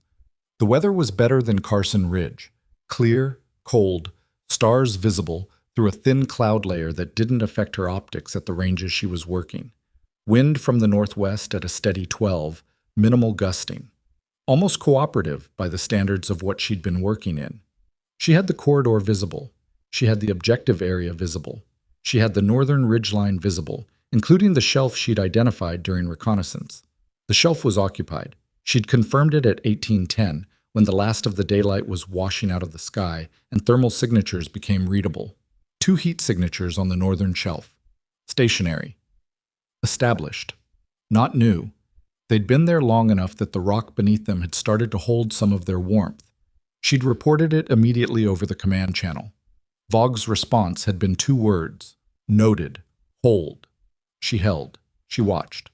She tracked the 2 signatures on the shelf in the corridor below and the movement of the detachment as they entered the far end of the approach at 2107. Reyes was running good movement. Disciplined spacing, appropriate use of the terrain features, the primary element moving with the focus of a unit that had done this many times and knew what they were doing. Even knowing what she knew, what she suspected, she watched them move and understood why Vasquez had said what she'd said. He was good at this. At 2134, the primary element reached the modified route deviation. At 2137, Park's device registered an outgoing signal. Maya didn't know this in real time, she found out later from the monitoring log. What she did know in real time was what happened on the northern shelf. The 2 heat signatures moved, not toward the objective area, away from it. Down the northern ridgeline, fast, moving with the specific urgency of people who had just received information that required them to be somewhere other than where they were. They were repositioning. They'd been told the route had changed. They were trying to get ahead of it. And in repositioning, they'd moved from cover into open ground on the ridgeline face. Maya's radio clicked. Vogg's voice. Cross, northern ridgeline, 2 confirmed hostiles, active movement. You are cleared to engage. She was already on them. The first signature was 840 meters. Elevated, moving laterally, which actually made the calculation simpler because lateral movement had a predictable geometry and she'd already mapped this ridgeline precisely. She breathed out, trigger. The first signature collapsed. She was already moving to the second. The second had registered the shot. There was a change in movement pattern, a sudden irregularity, someone reacting to the sound or to the absence of their partner. They went low, which was instinct but wrong in this terrain, because going low on loose shale in the dark didn't give you cover, it gave you instability. 920 meters. She adjusted. The second shot took 3 seconds longer than the first because she made herself take the time to be certain. The second signature was still. She pulled back from the scope.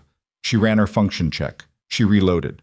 On the radio, Vogg's voice was running the coordination, calling Reyes, directing the secondary element toward Park's position within the primary element, managing the pieces of a situation that had just broken open in 3 directions simultaneously. She heard Reyes's voice come over the channel. It was controlled, operational.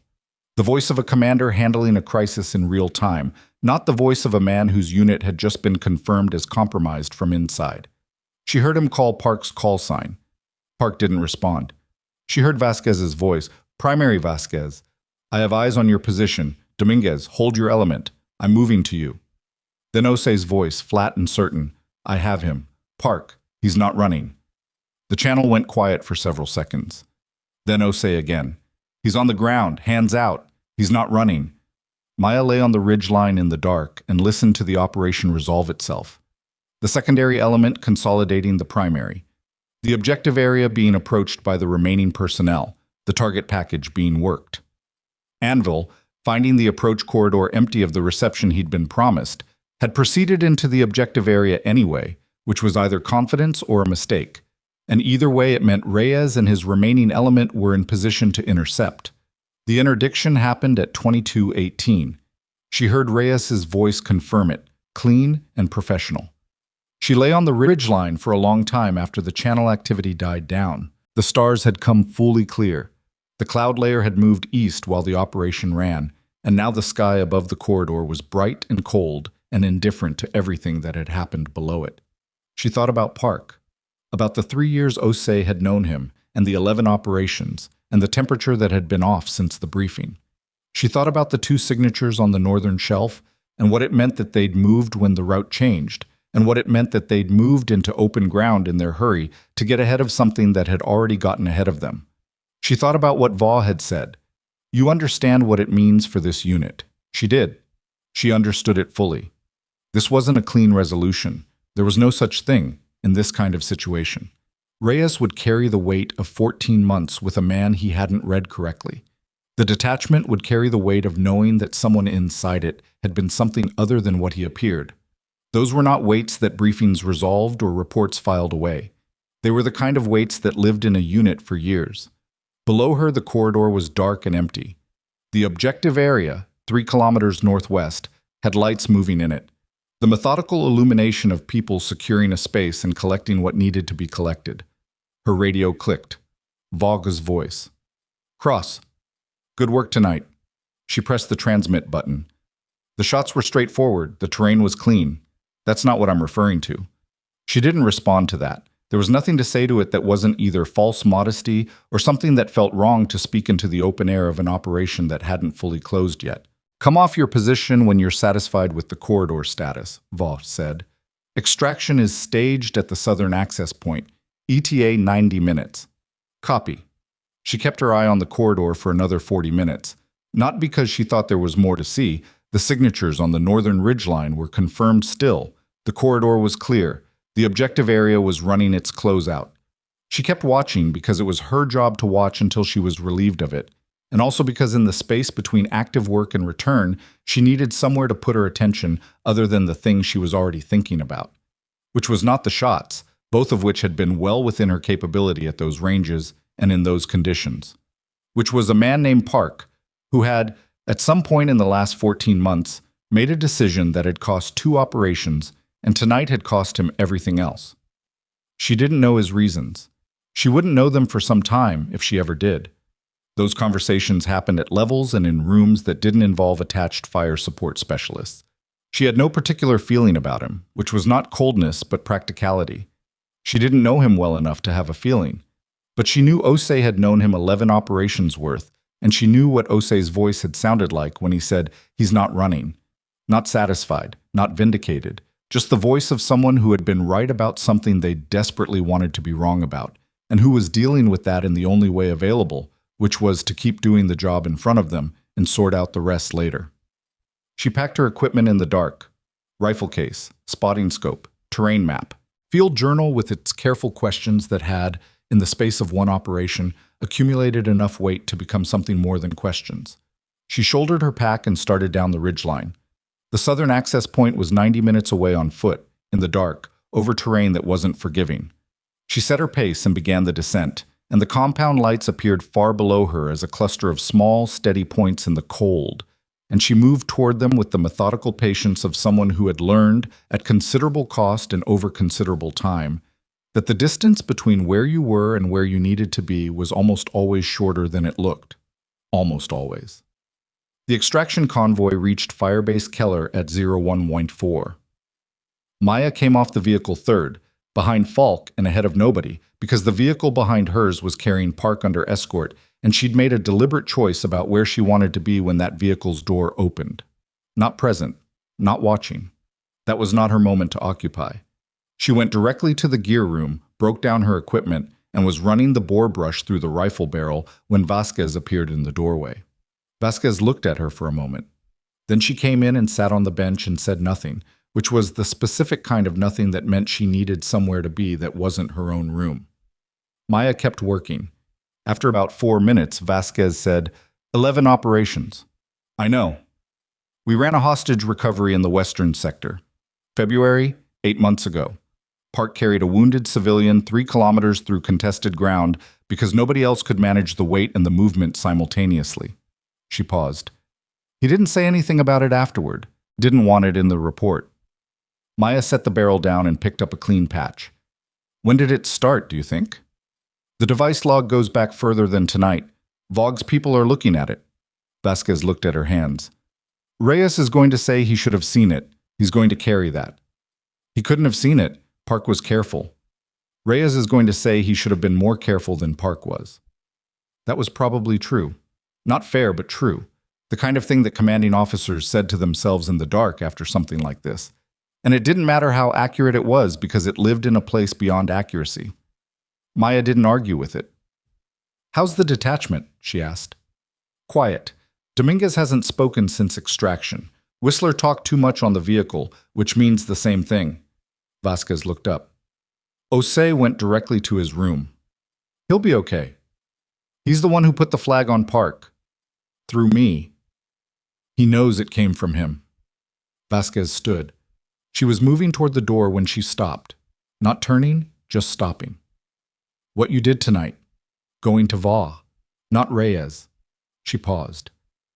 If you'd been wrong, it would have ended your attachment here and probably your current deployment cycle. Yes. You knew that. Yes. Vasquez stood in the doorway for a moment with her back to the room. Reyes isn't going to forget that you went around him. I know. Even if he knows why. Even if he understands it was the right call. She finally looked back. This unit's going to be complicated for you for a while. That's fine, Maya said. Complicated is manageable. Vasquez left. Maya put the rifle back together in the dark and quiet of the gear room, working from muscle memory, not needing the light. The formal debrief began at 0900 the following morning. It was held in the operations room, same configuration as the briefing 4 days prior, except that one chair was empty, and everyone in the room was aware of which chair it was without looking at it. Va was at the head. Lindqvist, the operations officer, ran the initial review. Reyes sat to Va's left as he had before, but something about the angle of him was different. Not posture exactly, more the way a person occupied their own space when they were holding something heavy. Maya sat at the far end again. Lindqvist moved through the operational timeline methodically. Movement initiation, route deviation, the device intercept at 2137, the engagement on the northern ridgeline, the subsequent interdiction of Anvil. It was clean and complete and drained of everything that had actually made it difficult. When Lindqvist finished, Va opened the floor. The route deviation, Reyes said. His voice was level, operational. The modified approach added 40 minutes to the primary element's movement timeline. In a different scenario, that time cost could have been the difference between a successful interdiction and a missed window. In this scenario, it was the difference between a successful interdiction and a third compromised operation, Va said. I understand that. I'm noting it for the record. Noted. Reyes looked at his hands on the table. The device monitoring protocol produced actionable intelligence at 2137. The outgoing signal from Park's device corresponded precisely with the route information he'd been given in the modified briefing. A pause. The signal was sent to a number that intelligence is currently tracing. Preliminary assessment suggests it's connected to the logistics network we've been disrupting. So he was feeding them operational details, Dominguez said. It was the first thing Dominguez had said in the debrief, and it came out flat. Not a question, not outrage, just a man confirming a thing he already knew and needed to say out loud. That's the assessment, Reyes said. Both previous operations. Most likely, the investigation will confirm. Dominguez sat back. He looked at the ceiling briefly, and then at the wall and then at the table, and whatever he was working through in about 4 seconds with no assistance from anyone in the room. Va looked at Maya. Cross. Walk through your engagement on the northern ridgeline. She walked through it. Precise, specific. The time of initial thermal contact at 1810, the positioning of the two signatures, the confirmation of movement at 2148, the engagement sequence, the distance and conditions for each shot. She gave it in the same register Lindqvist had used for the operational timeline. Clean, factual, technically accurate. When she finished, Va said, both confirmed. Both confirmed. At 840 and 920 meters. Correct. In low light conditions. Ambient starlight. Thermal optics. He nodded. He was making no visible assessment of those numbers, which was itself an assessment. She'd noted over the days since arriving at Keller that Vogg's expressiveness was inversely proportional to how much he was actually processing something. The connection between the northern ridgeline signatures and Park's communication, Lindqvist said. The timeline indicates they received his signal and began repositioning within 4 minutes. That's a fast response protocol. These weren't opportunistic lookouts. No, Maya said. They were placed, set up to receive the interdiction team at the projected position. Which means whoever is running this network knew, for both previous operations, that Harrow was coming and approximately where. Which means they planned around it. The coordinator, Anvil, would have had a different pickup arrangement, someone outside the team's view. The Northern signatures were there to close off the extraction option in case the interdiction team survived the initial compromise. The room sat with that for a moment. The idea that the previous compromised operations hadn't just been intelligence failures. They'd been planned ambushes that the detachment had walked into and out of without fully understanding the structure around them. Reyes said quietly, "We got lucky twice." Nobody disagreed with him. Quam. The second session of the debrief began at 1400, smaller. Va, Lindqvist, Reyes, and Maya. The detachment had been released to their quarters. Park was in custody, off the compound. The coffee in the operations room was bad. Maya drank it anyway. "The previous investigations," Va said. He was looking at the situation map. "Reyes, your signal security theory was not wrong in its mechanism. The compromise was occurring through device communication. The error was in the direction, internal rather than external." "Yes, sir." "That distinction is not obvious in advance." "No, it isn't." Reyes looked at his cup. "The behavioral indicators, what Osei observed and cross-flagged, I had access to the same unit environment. I didn't read them." "You were inside it," Maya said. "Not defending him, not absolving him, just stating the geometry." He looked at her. "That's generous." "It's accurate. Pattern recognition requires distance. You've been 14 months in this unit. Distance was the one thing you couldn't have." "You had 6 days." "I came in from outside. That's the whole advantage." She paused. "If the situation were reversed, if I'd been here 14 months and you'd arrived with fresh eyes, you might have read it before I did." He looked at her for a long moment. She couldn't tell precisely what he was doing with that. The expression wasn't gratitude. It was more complicated than that, something that needed more time and distance than a conference room to fully form. "The investigation file," Va said, moving forward. "It's going up the chain today. Regional Command will want full access. They'll also want to debrief everyone in this room separately, probably within the week." "Understood," Reyes said.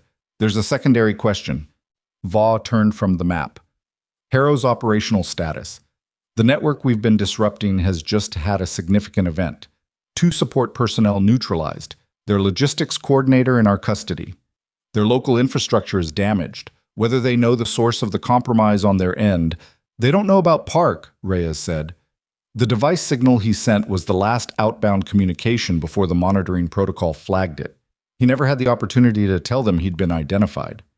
So from their perspective, the operation failed, but not because of an internal exposure." "Correct." "Which means we have a window," Lindqvist said. "Before they rebuild their northern sector position, before they restructure the network, there may be additional targets accessible that won't be accessible once they've adapted." Vogue looked at Reyes. "Can this unit operate effectively in the near term?" It was the question that mattered, and everyone in the room knew it, and nobody pretended otherwise. Can 6 people, one of whom had just spent 48 hours discovering that the person they'd run 11 operations beside had been working against them, perform at a functional level on short notice? Reyes took his time answering, not because he didn't know. Maya thought he'd known the answer before he walked into the room. He took his time because the question deserved to be taken seriously rather than answered reflexively. "Yes," he said. "Not immediately. Give us 72 hours." Va nodded. "You have it, Huab." She found Reyes on the compound perimeter at 1820, walking the fence line with the specific purposeless purpose of a man who needed to move his body while his head did something difficult. She fell into step beside him without asking. He didn't tell her to leave, which she took as permission. They walked a full circuit of the perimeter without speaking. The evening was cold and clear, the sky going dark at the edges and still pale overhead, and the compound sounds, generator, motor pool, the mess hall. Beginning its dinner preparation, created a background that made the silence between them feel less like absence and more like a selected thing. At the northeast corner, Reyes stopped. He looked at the ground, then at the perimeter wire, then, somewhere past it, at the terrain. "I've been running the timeline," he said. She waited. Park accessed the target package at 2140. He sent the signal at 2137 the following night, the night of the operation. That's a 21-hour window from access to transmission. He paused. During that window, he ran his equipment check with Dominguez. He ate 2 meals in the common room. He helped Falk troubleshoot a comms issue on her kit for 40 minutes. Another pause. He did all of that, while knowing what he'd decided to do. Compartmentalization, Maya said. People who do what he did develop it over time. It's not something you switch on overnight. Which means he'd been doing it for a while. Yes. And I didn't see it. No. He looked at the perimeter wire. At what point did you decide it was Park specifically? Not just that something was off. When did you decide it was him? She thought about the honest answer, which was more complicated than a single moment. OC's initial observation was behavioral. Park's changed since the briefing. The device usage timing gave it direction. The 18-hour window from both previous operations was the framework. She paused. I didn't decide it was Park with certainty. I decided the pattern was consistent enough that the cost of being wrong was lower than the cost of being right, and not acting. That's a calculated risk. Most decisions are. He was quiet for a moment. The report I said I'd write, if you were wrong. I remember. I'm not going to write a different report because you were right. The record will be accurate. I'd expect that. He turned to look at her directly. The light was going and his face was in partial shadow, but she could see his eyes clearly enough. What it says is that Sergeant Maya Cross, attached long-range specialist, identified a potential internal compromise vector in the 24 hours preceding the operation and escalated to the commanding officer. He paused. It also says that the recommendation was acted on over the objection of the detachment commander, which is accurate. It is. And that the outcome validated the recommendation. He held her gaze. What it doesn't say, because reports don't say these things, is that you took a significant professional risk, and that you did it because you were more interested in the mission succeeding than in your own position here. She didn't respond to that. It wasn't a question, and it didn't require response. I'm saying it now, Reyes said, because it matters, and because I'm not going to be able to say it the same way once this goes up the chain and the formal process takes over. He held out his hand. She shook it. His grip was genuine. They walked back toward the main building, and neither of them said anything else, which was its own kind of conversation. The individual debriefs with regional command happened on day 3 and 4 following the operation. They were conducted by a team of 2, a major named Caro and a civilian analyst who introduced himself as Hecht and didn't elaborate on his role, which told her most of what she needed to know about it. They interviewed her for 2 hours on the first day. Standard format, timeline review, decision documentation, the engagement on the northern ridgeline in full technical detail. She answered everything directly and without embellishment and without the kind of selective omission that people use to manage how they looked in retrospect. On the second day, Caro asked her to come back in alone, without Hecht. She sat down and Caro closed the door and sat across from her. He was in his early 50s, the kind of officer who had spent most of his career in positions that didn't appear in any public documentation. And he had the particular stillness of someone who had heard many things in many rooms and had long since stopped being surprised by most of them. Your service record, he said. He had a tablet. He wasn't looking at it. You want to tell me about Kasrin Plateau? The name landed in the room and did what names from 3 years ago did when they arrived without warning. It compressed time, briefly, in a way that Maya managed by keeping her breathing even and her hands still. What specifically? She said. The evaluation rotation. 6 weeks under then, Major Vaugh. You were listed as a junior evaluator. That's accurate. Your actual function during that rotation was different. She looked at him. My actual listed function was junior evaluator. And your unlisted function? I was assessing the long-range fire support integration protocols that the rotation was evaluating. Vaugh's unit was one of 3 being assessed. You wrote an assessment. I contributed to an assessment. It went to my direct chain, not to the rotation command. And your assessment included specific observations about Vaugh's unit's use of precision fire assets. Among other things. Caro put the tablet down. The assessment you contributed to resulted in a program modification. The program that was modified is the one that currently governs how long-range specialists are attached and utilized in mountain sector operations. She said nothing. There was nothing to add to an accurate statement. Vaugh doesn't know about your contribution to that assessment, Caro said. No. Should he? She thought about the honest answer, which was layered in a way the question probably wasn't accounting for. The assessment was internal to the program evaluation chain. It wasn't Vaugh's business then. Whether it's his business now is your call, not mine. But you've been operating in his command for 2 weeks with that history. I've been doing my job in his command for 2 weeks. The history doesn't change the job. It might change how he sees you. Maybe, but he said he'd have a better assessment of me after my first operation. He has one now. She paused. The assessment is accurate regardless of any prior history. Caro looked at her for a moment. He had the expression of someone satisfying themselves about something they'd already decided. The program modification, he said, the one that came from the assessment you contributed to. It changed how specialists are attached and evaluated. Yes, it also removed certain barriers to female specialists in long-range fire support roles that had existed in the prior version of the protocol. She said nothing. Your contribution was substantial enough that the program lead cited it as the primary basis for the modification. He paused. That's in the internal documentation, not publicly accessible. You know this. I know what I submitted. Did you intend? I submitted an accurate technical assessment, she said. What came from it came from it. I didn't submit it to produce a specific outcome. I submitted it because the analysis was correct.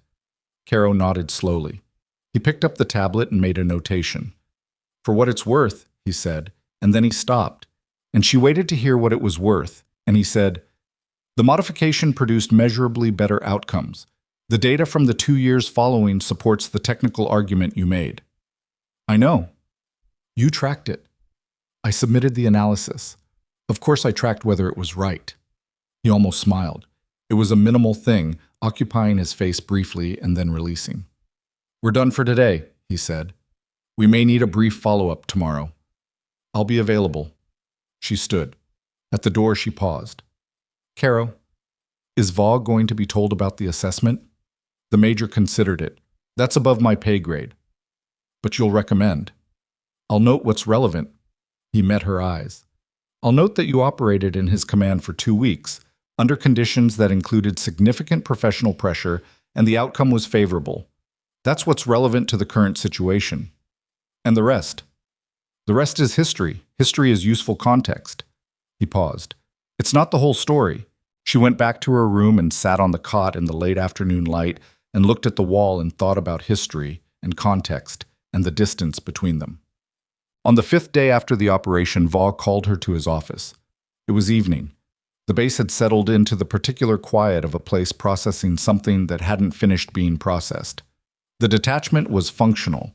Reyes had been right about the 72 hours, mostly, but it had the specific texture of a unit that was running on professionalism while the human part of things worked itself out underneath. Vaughn's office was the same as it had been the first night. Same desk, same map, same credenza with its precise number of precisely arranged items. He was standing when she came in, which was also the same. He gestured to the chair. She sat. He sat. Caro briefed me this morning, he said, on the operation. On the operation and related matters. He was looking at the desk surface, not avoiding her, just organizing something. He told me about the program assessment, your contribution to it. She had expected this. She'd spent 2 days deciding how to handle it and had arrived at the same conclusion she always arrived at, which was to be accurate and let the accuracy do what it would. The evaluation rotation was 3 years ago, she said. My role wasn't listed as assessment contributor because the program evaluation chain was separate from the rotation command. Vaughn's unit was part of the rotation. So I was part of what you were evaluating. The program was evaluating integration protocols. Your unit's use of precision fire support was one data point among several, and your assessment contributed to modifying those protocols. The technical analysis was correct. The modification reflected that. He was quiet for a moment. She couldn't read what was happening behind his eyes. It was too layered, too many things occupying the same space. The briefing, he said finally, 3 years ago, when I talked about the mythology around specialist shooters. Yes. You were in that room. Yes. And you wrote about it. I noted what I observed and submitted an accurate technical assessment, which resulted in a program change that specifically addressed what you'd observed. Correct. He sat back. He looked at the map. He looked at the window. He looked at his hands on his knees. "You could have told me," he said, "when you arrived, or at any point." The history wasn't relevant to the assignment. The assignment was relevant to the assignment. It was relevant to how I understood your presence here. "With respect, sir, you understood my presence here based on my performance here, which is how it should work." He looked at her. The expression had resolved into something cleaner. Not simple, but cleaner. The layered, complicated thing had been worked through far enough that what was left was more recognizable. "The assessment you submitted," he said. "The technical argument." "Yes." "Were you right?" She looked at him directly. "Yes." "The modification it produced." "The data from the following 2 years supports it. The outcomes improved." He nodded slowly. He was quiet for long enough that the silence became its own presence in the room. "I said something in a briefing 3 years ago that was incomplete. Based on incomplete analysis and probably some professional bias I wasn't examining closely enough." He paused. "You submitted an accurate technical response to it, through the appropriate channel, under the appropriate authority." "Yes." "And then you came here 6 days ago, and you did your job." "Yes." He stood. She stood with him. He looked at the map one more time, then at her. "In 3 years in this command," he said, "I have not had an attached specialist, any discipline, perform at this level under these conditions." He said it the way he said everything that cost him something, precisely, without padding. "That will be in the record." "Thank you, sir." "Don't thank me. It's accurate. I don't write inaccurate records." He extended his hand. She shook it. His grip was the same as it had been the first night, brief, professional, but the weight of it was different. The first handshake had been the beginning of an evaluation. This one was something else. She was at the door when he said her name. Cross. She stopped. The mythology around specialist shooters. He said it to the room rather than to her, to the map, to the window, to whatever version of himself had been standing in a briefing 3 years ago saying something that wasn't entirely wrong but wasn't entirely right either. It exists because the reality is difficult to account for in standard frameworks. The mythology is easier to quantify. "Yes," she said. "It is. The reality is better." She looked back at him. He was looking at the map, hands loose at his sides, the evening light coming through the window and putting half his face in shadow. "Usually," she said. He almost smiled. She left. That night, the Harrow detachment ate dinner together in the common room for the first time since the operation. Not by plan. It wasn't organized. Nobody had announced it. It simply happened, the way things in small units sometimes happened, because the weight of being separate had become heavier than the weight of being together. The table held 6 people.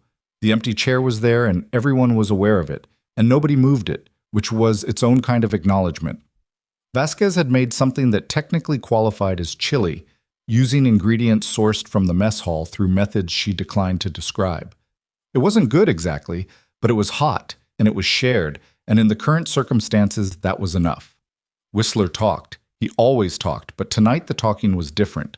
Not the too much of the extraction vehicle, not covering something, just actual conversation. Stories from previous operations, things that had been funny at the time and remained funny in retrospect. Dominguez listened and occasionally said something dry and precise that made Falk laugh. Osei ate and didn't say much, but he was present in the full sense of it, not absent in the way he'd been the first few days, just quiet, which was his version of engaged. Maya sat at the end of the table. She ate the chili. She listened to the stories she didn't have context for and let the context fill itself in from the telling, which it did, because stories always contain the history if you listen to the right parts. At one point, Whistler said something that led, by a route Maya didn't fully follow, to the question of what the longest confirmed shot in this theater was now. There was a moment. Everyone at the table was aware of the moment. Then Osei said, "Carson Ridge, 1,670 meters, Category 4 storm," and went back to his chili without looking at her, and the moment passed into the general flow of the evening without ceremony. Vasquez refilled her coffee without being asked. It wasn't resolution. It wasn't the end of anything that had happened in the last 10 days. It was 6 people in a room, eating bad chili, in the specific complicated aftermath of something that had cost them and changed them and left them still here, Still functional, still the unit they'd been before, but not the same version of it. Different. Not better or worse. Just different, in the way that everything was different after something real had happened to it. Maya drank her coffee and listened to Whistler's next story, which apparently involved a goat, a broken radio, and a tributary of a river no map had ever bothered to name. She didn't say much. She didn't need to. She was in the room, and the room was working, and for tonight that was the whole job. Whistler's story about the goat ended the way good stories ended, with the punchline arriving before anyone expected it, and the laughter genuine enough that it changed the temperature of the room by a degree or two in the right direction. The evening broke up naturally, without announcement. Dominguez left first, quietly, the way he did everything. Falk collected the bowls and took them to the small utility sink without being asked, which was the kind of thing that told you who people actually were beneath the operational surface. Vasquez stayed to wipe down the table, and Whistler helped without making a production of it, and Ose was the last one standing when Maya said goodnight and went to her room. She slept 6 hours, no diagnostic, no audit, just sleep, which was its own kind of verdict on the state of things. The formal outcome from Regional Command arrived on day 7. It came in the form of a communication to Vaugh that he summarized in a meeting with Reyes and Maya at 0800, precise, unhurried, the way Vaugh conveyed all information that mattered. The investigation into Park's activities had produced a preliminary finding of deliberate intelligence compromise across 3 operational cycles. The device records provided timestamps and content sufficient for formal charges. The network connection he'd been feeding was now the subject of a separate operation at a higher command level, which meant the damage from the corridor network had been contained, but the broader investigation had opened into something larger. Park was gone from Firebase Keller and would not return. That part was clean, in the way that institutional processes were clean, complete and irreversible and documented. What wasn't clean was what Vaugh said next. Regional Command has reviewed Harrow's operational status, he said. Given the compromise events and the current investigation, there's a recommendation to stand the detachment down for a formal review period, 60 days. Reyes was very still. A stand down. A recommendation. I have discretion. What's your intent? Vaugh looked at the map. The eastern corridor. The ridge line.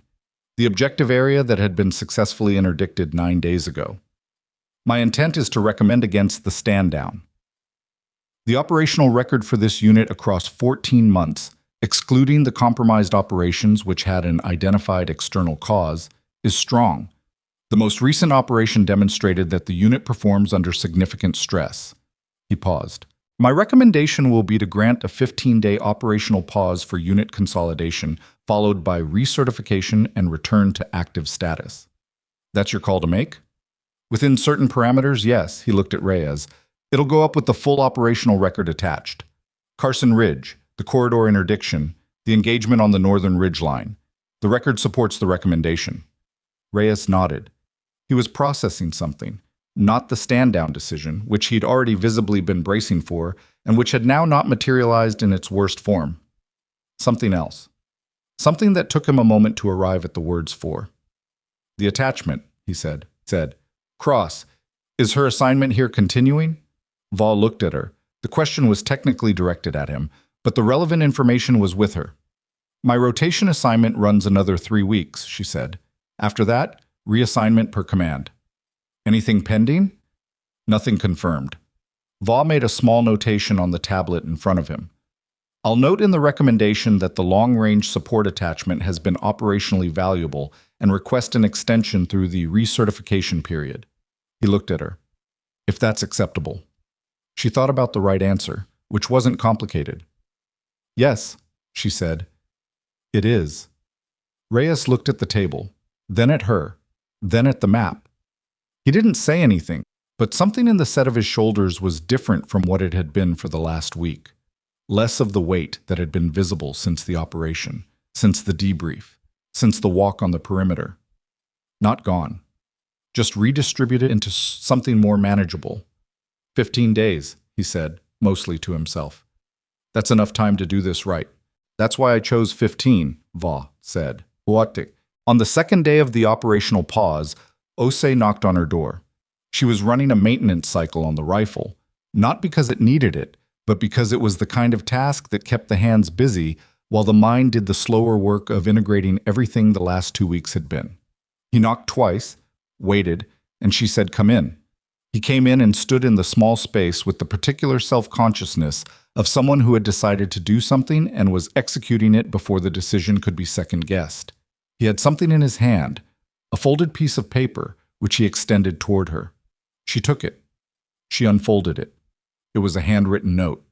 His handwriting was precise and slightly cramped, the writing of someone who'd been taught to write carefully and had maintained the habit. What you did, flagging this when it mattered and how it needed to be done, kept this unit alive and functional. I'm saying that here because the official record doesn't have room for it, and it should be said somewhere. Ose. She read it twice. She refolded it along the original creases. He was still standing in the doorway. He had the expression of someone who had said the thing and was now dealing with the aftermath of having said it, which was uncomfortable in the specific way that genuine things were uncomfortable when you weren't used to offering them directly. "You're the one who saw it," she said. "You flagged Park's behavior before I arrived at the connection. I saw something was off. You knew what to do with it. That's called working together. In this unit," he said, "we haven't always been good at accepting outside input. You accepted it. I'm not talking about me." He looked at the wall briefly. Reyes is going to be a different commander after this. Not because he failed, because he learned something about what he was looking for and what he wasn't. That's valuable. It is. It came from you being here. He shifted his weight. I wanted you to know I know that. Before the operational pace picks back up, and there's no time for it. She looked at the folded note in her hands. She wasn't a person who received this kind of thing easily. Not because she didn't value it, but because there was always the instinct to redirect it, to make it accurate, to point out the distributed nature of what had happened, rather than let a single person hold what felt like too much credit. But Ose was precise. He wasn't overstating. He was just saying a true thing in the space where it needed to be said. "Thank you," she said. She meant it simply, which was the best way to mean things. He nodded once. He left. She put the note in the inner pocket of her field jacket, next to the place where the spent casing from Carson Ridge had been, and she went back to the rifle. The 15 days moved with the specific quality of time in a unit that is rebuilding, not slow, not fast, but purposeful in a way that ordinary time wasn't. There were range days and planning exercises and the kind of unit-level conversations that happened in the aftermath of something real, the ones that were half professional debrief and half the human work of figuring out how to go forward as the people you still were. Maya was present for most of it. Not as an authority. She wasn't Harrow's authority, Reyes was, and he was reclaiming that function with the deliberate attention of someone who understood what it required of him now. She was present as an attached asset, which was a different role, and the difference mattered.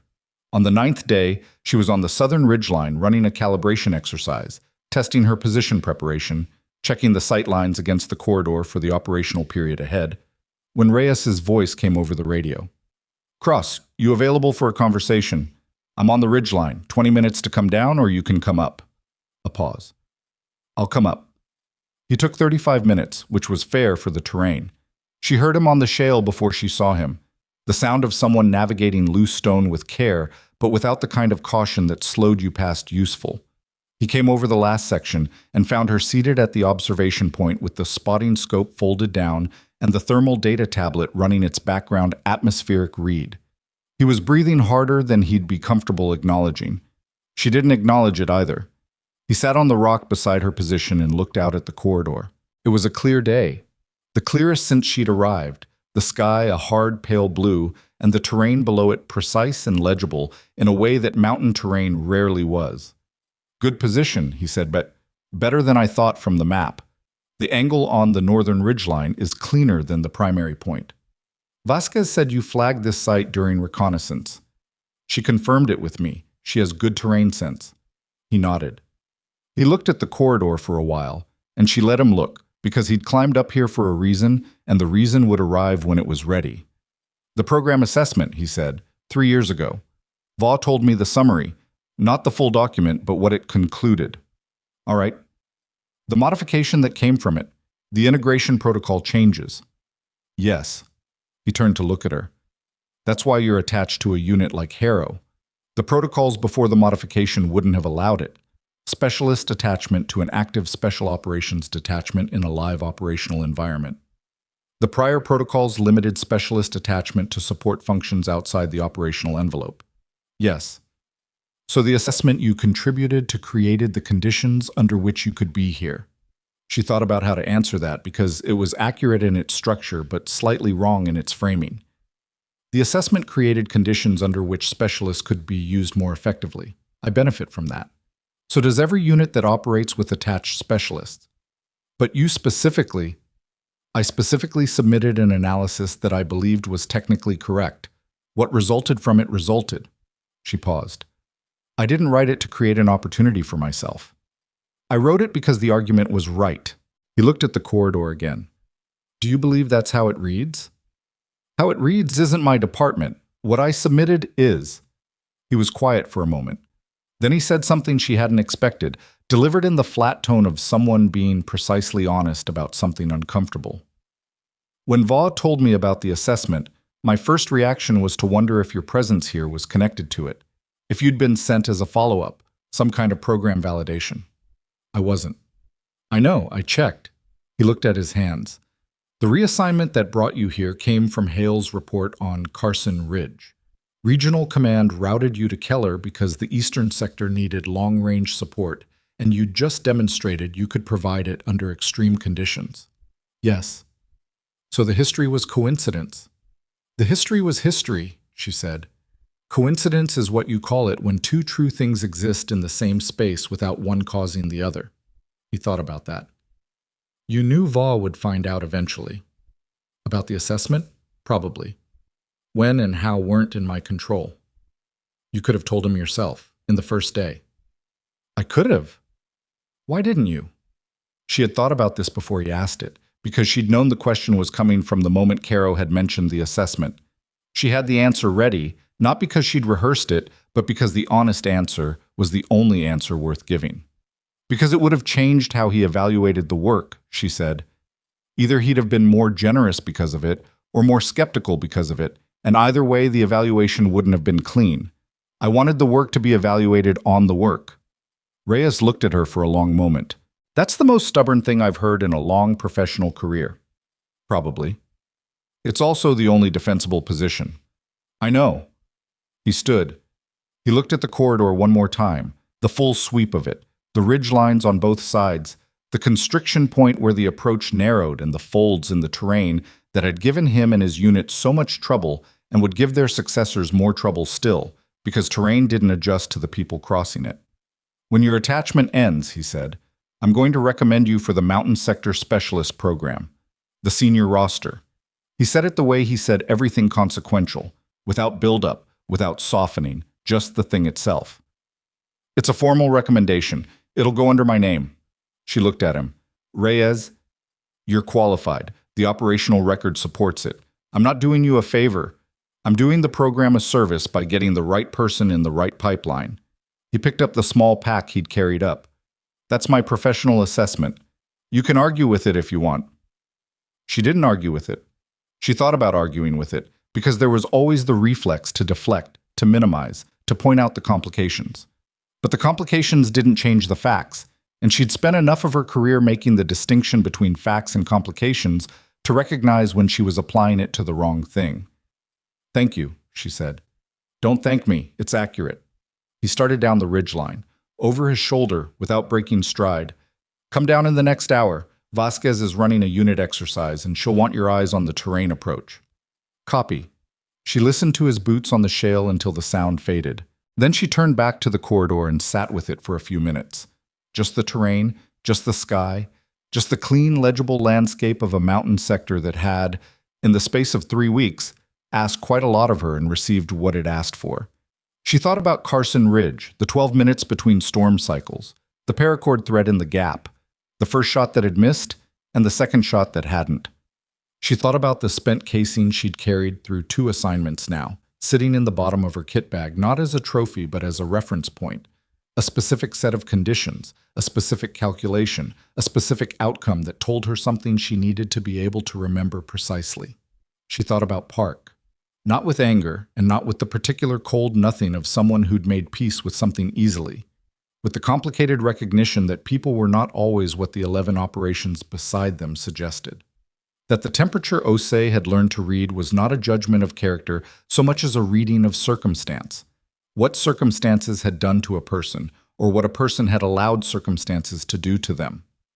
She didn't know his reasons. She might never know them. That was one of the things that didn't resolve cleanly. She packed the spotting scope. She folded the thermal data tablet. She shouldered the pack and started down. The recertification exercise ran across 2 days at the end of the operational pause. Regional Command sent an assessment team, 3 evaluators who moved through the detachment's exercise scenarios with the quiet professional efficiency of people who had done this many times and had no investment in any particular outcome. Harrow ran clean. Not perfect. Whistler made a call on the 3rd scenario that the lead evaluator flagged for review, a timing decision that had worked but shouldn't have. The kind of thing that got you through once and killed you the second time. Reyes took the flag without deflection and adjusted the debrief accordingly, which the evaluators noted. The detachment worked as a unit of 5 people who had been 5 people for a long time and knew each other's rhythms well enough to compensate without announcement. On the ridgeline portion of the exercise, Maya's domain, the lead evaluator watched her run 3 sequential engagement simulations at ranges between 900 and 1,400 meters, and said nothing until the 3rd simulation was complete. Then he said, "The Carson Ridge Report. You authored the precision fire section, along with the unit's official after-action. The ranging estimate in the report, the 1,070 meters, that's post hoc from your position work? Combined with Kowalski's initial ranging and the terrain geometry, the number is accurate within 20 meters. The evaluators at program level have been using Carson Ridge as a case study for extreme condition engagement parameters." He looked at the corridor below. "They've been debating what the correct wind correction protocol should have been, given the valley floor shear you described. What's the current consensus? There isn't one. That's why it's still being debated."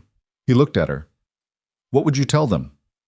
"I'd tell them the protocol is less important than the operator's ability to read the specific conditions in real time and deviate from the protocol when the conditions require it. Any fixed correction for valley floor shear is going to be wrong in a specific case. What's needed is the judgment to identify the shear, measure it from terminal impact data, and apply a case-specific correction. That's not a protocol. That's a skill." "Yes," she said, "it is." He wrote something in his evaluation log. She didn't try to read it. The certification came through on the 14th day of the pause. Harrow was returned to active operational status. The formal communication included language that Vaugh read to Reyes and Maya in his office. Language about demonstrated operational effectiveness, about the unit's performance under adverse internal conditions, about the successful interdiction in the Eastern Corridor. It didn't use the word exceptional. Military language rarely did. But the absence of qualification in the positive assessment was itself a form of emphasis that anyone who read these documents understood. Reyes stood in Vaugh's office and received the certification with the expression of someone who had expected to have to fight for it and was recalibrating to the fact that the fight hadn't been required.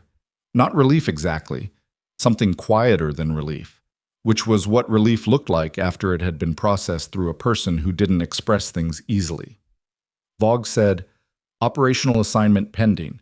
The intelligence from the corridor interdiction has opened a secondary target package. Preliminary planning begins next week." "We'll be ready," Reyes said. "I know." Vaugh looked at him with the direct, measured look that he used for things that mattered and that he wanted to be sure landed. "This unit performed under conditions that would have broken a less experienced team. That's in the record. It'll stay in the record." Reyes nodded. There was nothing to add to that wasn't already contained in the nod. After, in the hallway outside Vaugh's office, Reyes stopped and Maya stopped with him. The hallway was empty.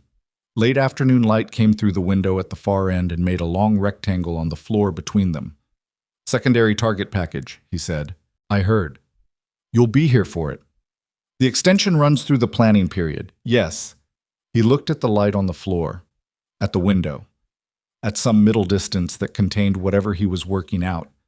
"I I want you positioned differently in the next operation, he said. Not just ridgeline observation, integrated into the planning cycle from the beginning. He paused. Your read on terrain and on other things is an asset I was using wrong. You were using me according to the attachment parameters. The parameters don't capture everything you bring. He looked at her directly. I'm adjusting. She held his gaze. All right. That's it? All right. What else do you want me to say? He almost laughed. Not quite, but almost. And it was the first time she'd seen anything close to it from him, which meant something about where they'd arrived from, where they'd started. Nothing, he said. All right is fine. He went back toward the operations room. She stood in the hallway for a moment in the afternoon light, and then she went to find Vasquez. Vasquez was in the gear room, which was where Vasquez went when she was done being operationally professional for the day and needed to do something with her hands. She was repairing a piece of kit webbing with a needle and heavy thread, working with the focused patience of someone who had learned that taking care of small things was how you kept large things from failing. Maya sat on the bench opposite her. Certified, Vasquez said without looking up. Word travels. In a base this size, everything travels. She pulled the thread through. How do you feel about it? About the certification? About all of it, the last 2 weeks. Maya thought about the honest answer, which was the only kind worth giving at this point, in this room, to this person. Like I did what I came here to do, she said, and like it cost more than I expected. Things always cost more than expected. Doesn't stop the surprise. Vasquez set the webbing down and looked at her. Park, she said. You don't have to answer this. Ask it. Did you know it was him before Osei flagged the behavior? Or did it develop from what Osei said? It developed from what Osei said. I had general concern about the pattern, the 18-hour window, the behavior change. Without Osei's specific observation, I wouldn't have had direction. Vasquez nodded slowly. He's going to carry that. Osei. The being right about it. He told you. He told me last night. He needed to tell someone who knew Park the way he knew Park. She picked the webbing back up. I told him the same thing I'll tell you. You did what was right, and what was right was the only option that had any integrity. The rest is grief. Grief doesn't mean you were wrong. How'd he take that? He said okay and went to bed, which from OC means he'll process it completely in about a week and come out functional on the other side. She pulled the thread. He's solid. They all are, in their own ways. Even Whistler. Especially Whistler, Maya said. He talks because he cares. People who don't care go quiet. Vasquez looked up at her. That's accurate. She sounded mildly surprised, which was its own kind of compliment. You read people. Occupational habit. You can't place a shot without reading the environment. People aren't the same as environments. They're more similar than they appear. Maya looked at the gear room wall, the organized rows of equipment, the specific order that someone had imposed and everyone maintained, the visible structure of a unit that functioned because people agreed, mostly without discussion, to maintain the things that needed maintaining. Environments have patterns. Patterns have exceptions. Exceptions tell you more than the patterns do. Vasquez sewed for a while in silence.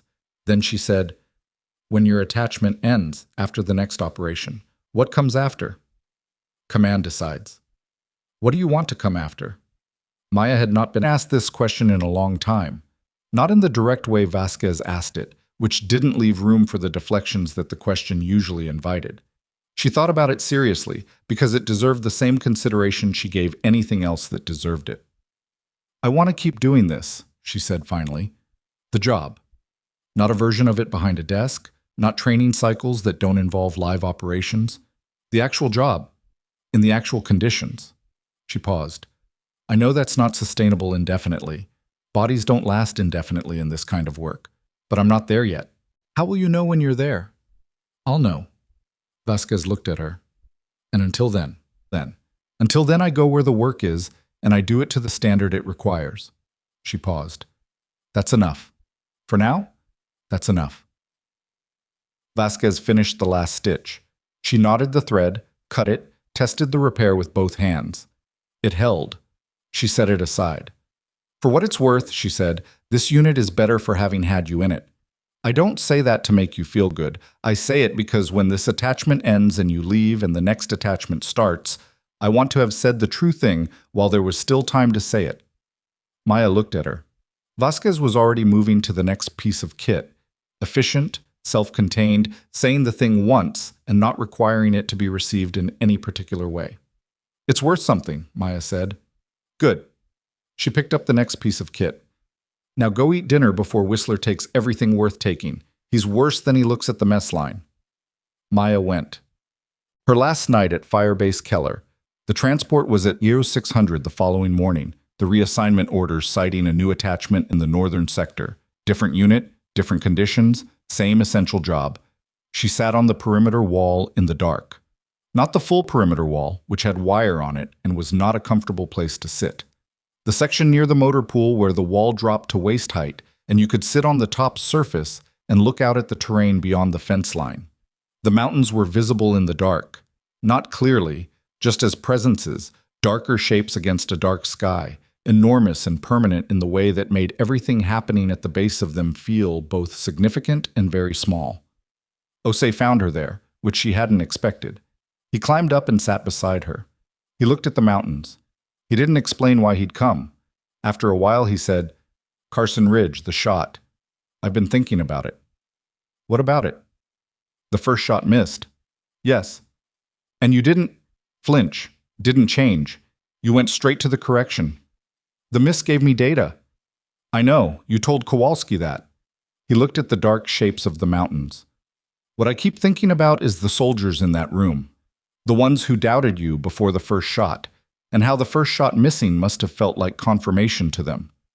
It did, for a few seconds. And you knew that. Yes. And you didn't do anything about it. You just moved to the correction. There was nothing to do about it. The doubt was their problem. The correction was mine. He sat with that. That's the part I keep returning to, he said. The absolute refusal to let their version of the situation become your version. It's not courage, she said, because she knew what he was edging toward and she wanted to be accurate about it. It's just the understanding that what they believe about what I'm capable of has no effect on what I'm actually capable of. The belief and the capability are separate things. Most people can't keep them separate. Most people haven't spent 10 years practicing it. He nodded, slowly. Park, he said. You don't have to. I know. He looked at his hands. I've been angry at him. Not for the unit. For me, specifically. For 11 operations thinking I knew who he was. He paused. What I've figured out over the last 2 weeks is that I did know him. What I knew of him was real. The part I didn't know was real too. Both things were true at the same time. She said nothing. She let that stand on its own because it didn't need addition. You going to be all right? She said finally. He looked at her sideways. The question had surprised him, which surprised her, which told her something about how he thought people saw him. Yeah, he said. I'll be all right. Good. They sat on the wall for another 20 minutes, not saying much. The mountains stayed where they were. The compound sounds settled into their nighttime register, generator, perimeter sensor, the occasional movement of the on-duty personnel doing their rounds. When Osei climbed down, he said, Wherever you end up next, they're getting something they don't fully understand yet. They'll figure it out. Eventually. That's how it usually works, she said. He walked back toward the housing block. She stayed on the wall a while longer, looking at the mountains, breathing the cold air. She thought about the last 3 weeks, about Carson Ridge before that, and the 12 minutes between storm cycles, and everything that had been built from those 12 minutes. The report that had moved her here, the conversation with Vogue, the operation, the debrief. Riez on the perimeter, Osei's note folded in her jacket pocket, the recertification, the recommendation that had gone under Reyes's name. She thought about the thing that connected all of it, which wasn't the shots, though the shots were part of it. It was the thing she'd said to Osei. The belief and the capability are separate things. The absolute practiced refusal to let someone else's ceiling become her floor, to let what they thought she could do set the limits of what she attempted. That was the whole of it, really. That was what 10 years had purchased, at the price of cold and difficulty and the specific loneliness of being someone that rooms underestimated until they didn't. The certainty, not arrogance, not performance, just bedrock certainty, that the work was the work and the work was hers. And no amount of doubt from any room she walked into changed what she carried into it. She climbed down from the wall. She went to her room and packed the last of her equipment with the same economy she always used. Rifle case, field pack, personal kit in its specific order. She put Osei's note in the inner pocket of her field jacket. She put the spent casing from Carson Ridge in the small exterior pocket of the rifle case, where it had been since she'd transferred it from her kit bag after the first week at Keller. She lay down on the cot and closed her eyes. She slept. The transport left at 0603, 3 minutes late, which was well within acceptable parameters. Maya sat in the passenger seat with her rifle case between her boots and her field pack on her lap and the reassignment orders in her chest pocket, and she watched Firebase Keller diminish in the side mirror until the terrain took it, and it was gone. The northern sector was 62 kilometers away by the direct route. The driver said the direct route was clear, and they'd have her there before noon. She looked out the window at the mountains moving past. The same mountains, the same permanent shapes against the same pale sky. And she thought about the next room she'd walk into, and who'd be in it, and what they'd think when they saw her, and how long it would take before they understood what they were looking at. Not long. That was the thing she'd learned to trust. It never took as long as people expected. She had everything she needed. She always had. The doubt belonged to the rooms, and the work belonged to her. And that division had held through Carson Ridge and Firebase Keller and 11 years of cold mountains and empty cots, and the specific weight of a rifle that she'd carried long enough that it no longer felt like equipment. It felt like hers. The transport moved north through the clear, cold morning, and Maya Cross watched the mountains and waited for whatever came next, the way she'd always waited, without fear, without performance, with the patience of someone who knew that the next impossible thing was just the next problem, and the next problem was just work, and the work was what she was. That was enough. It had always been enough. The most dangerous thing about doubt is not that it silences you. It's that it tries to convince you that someone else's ceiling is your limit. It never is. The ceiling belongs to them. The work belongs to you. Never let the two change places.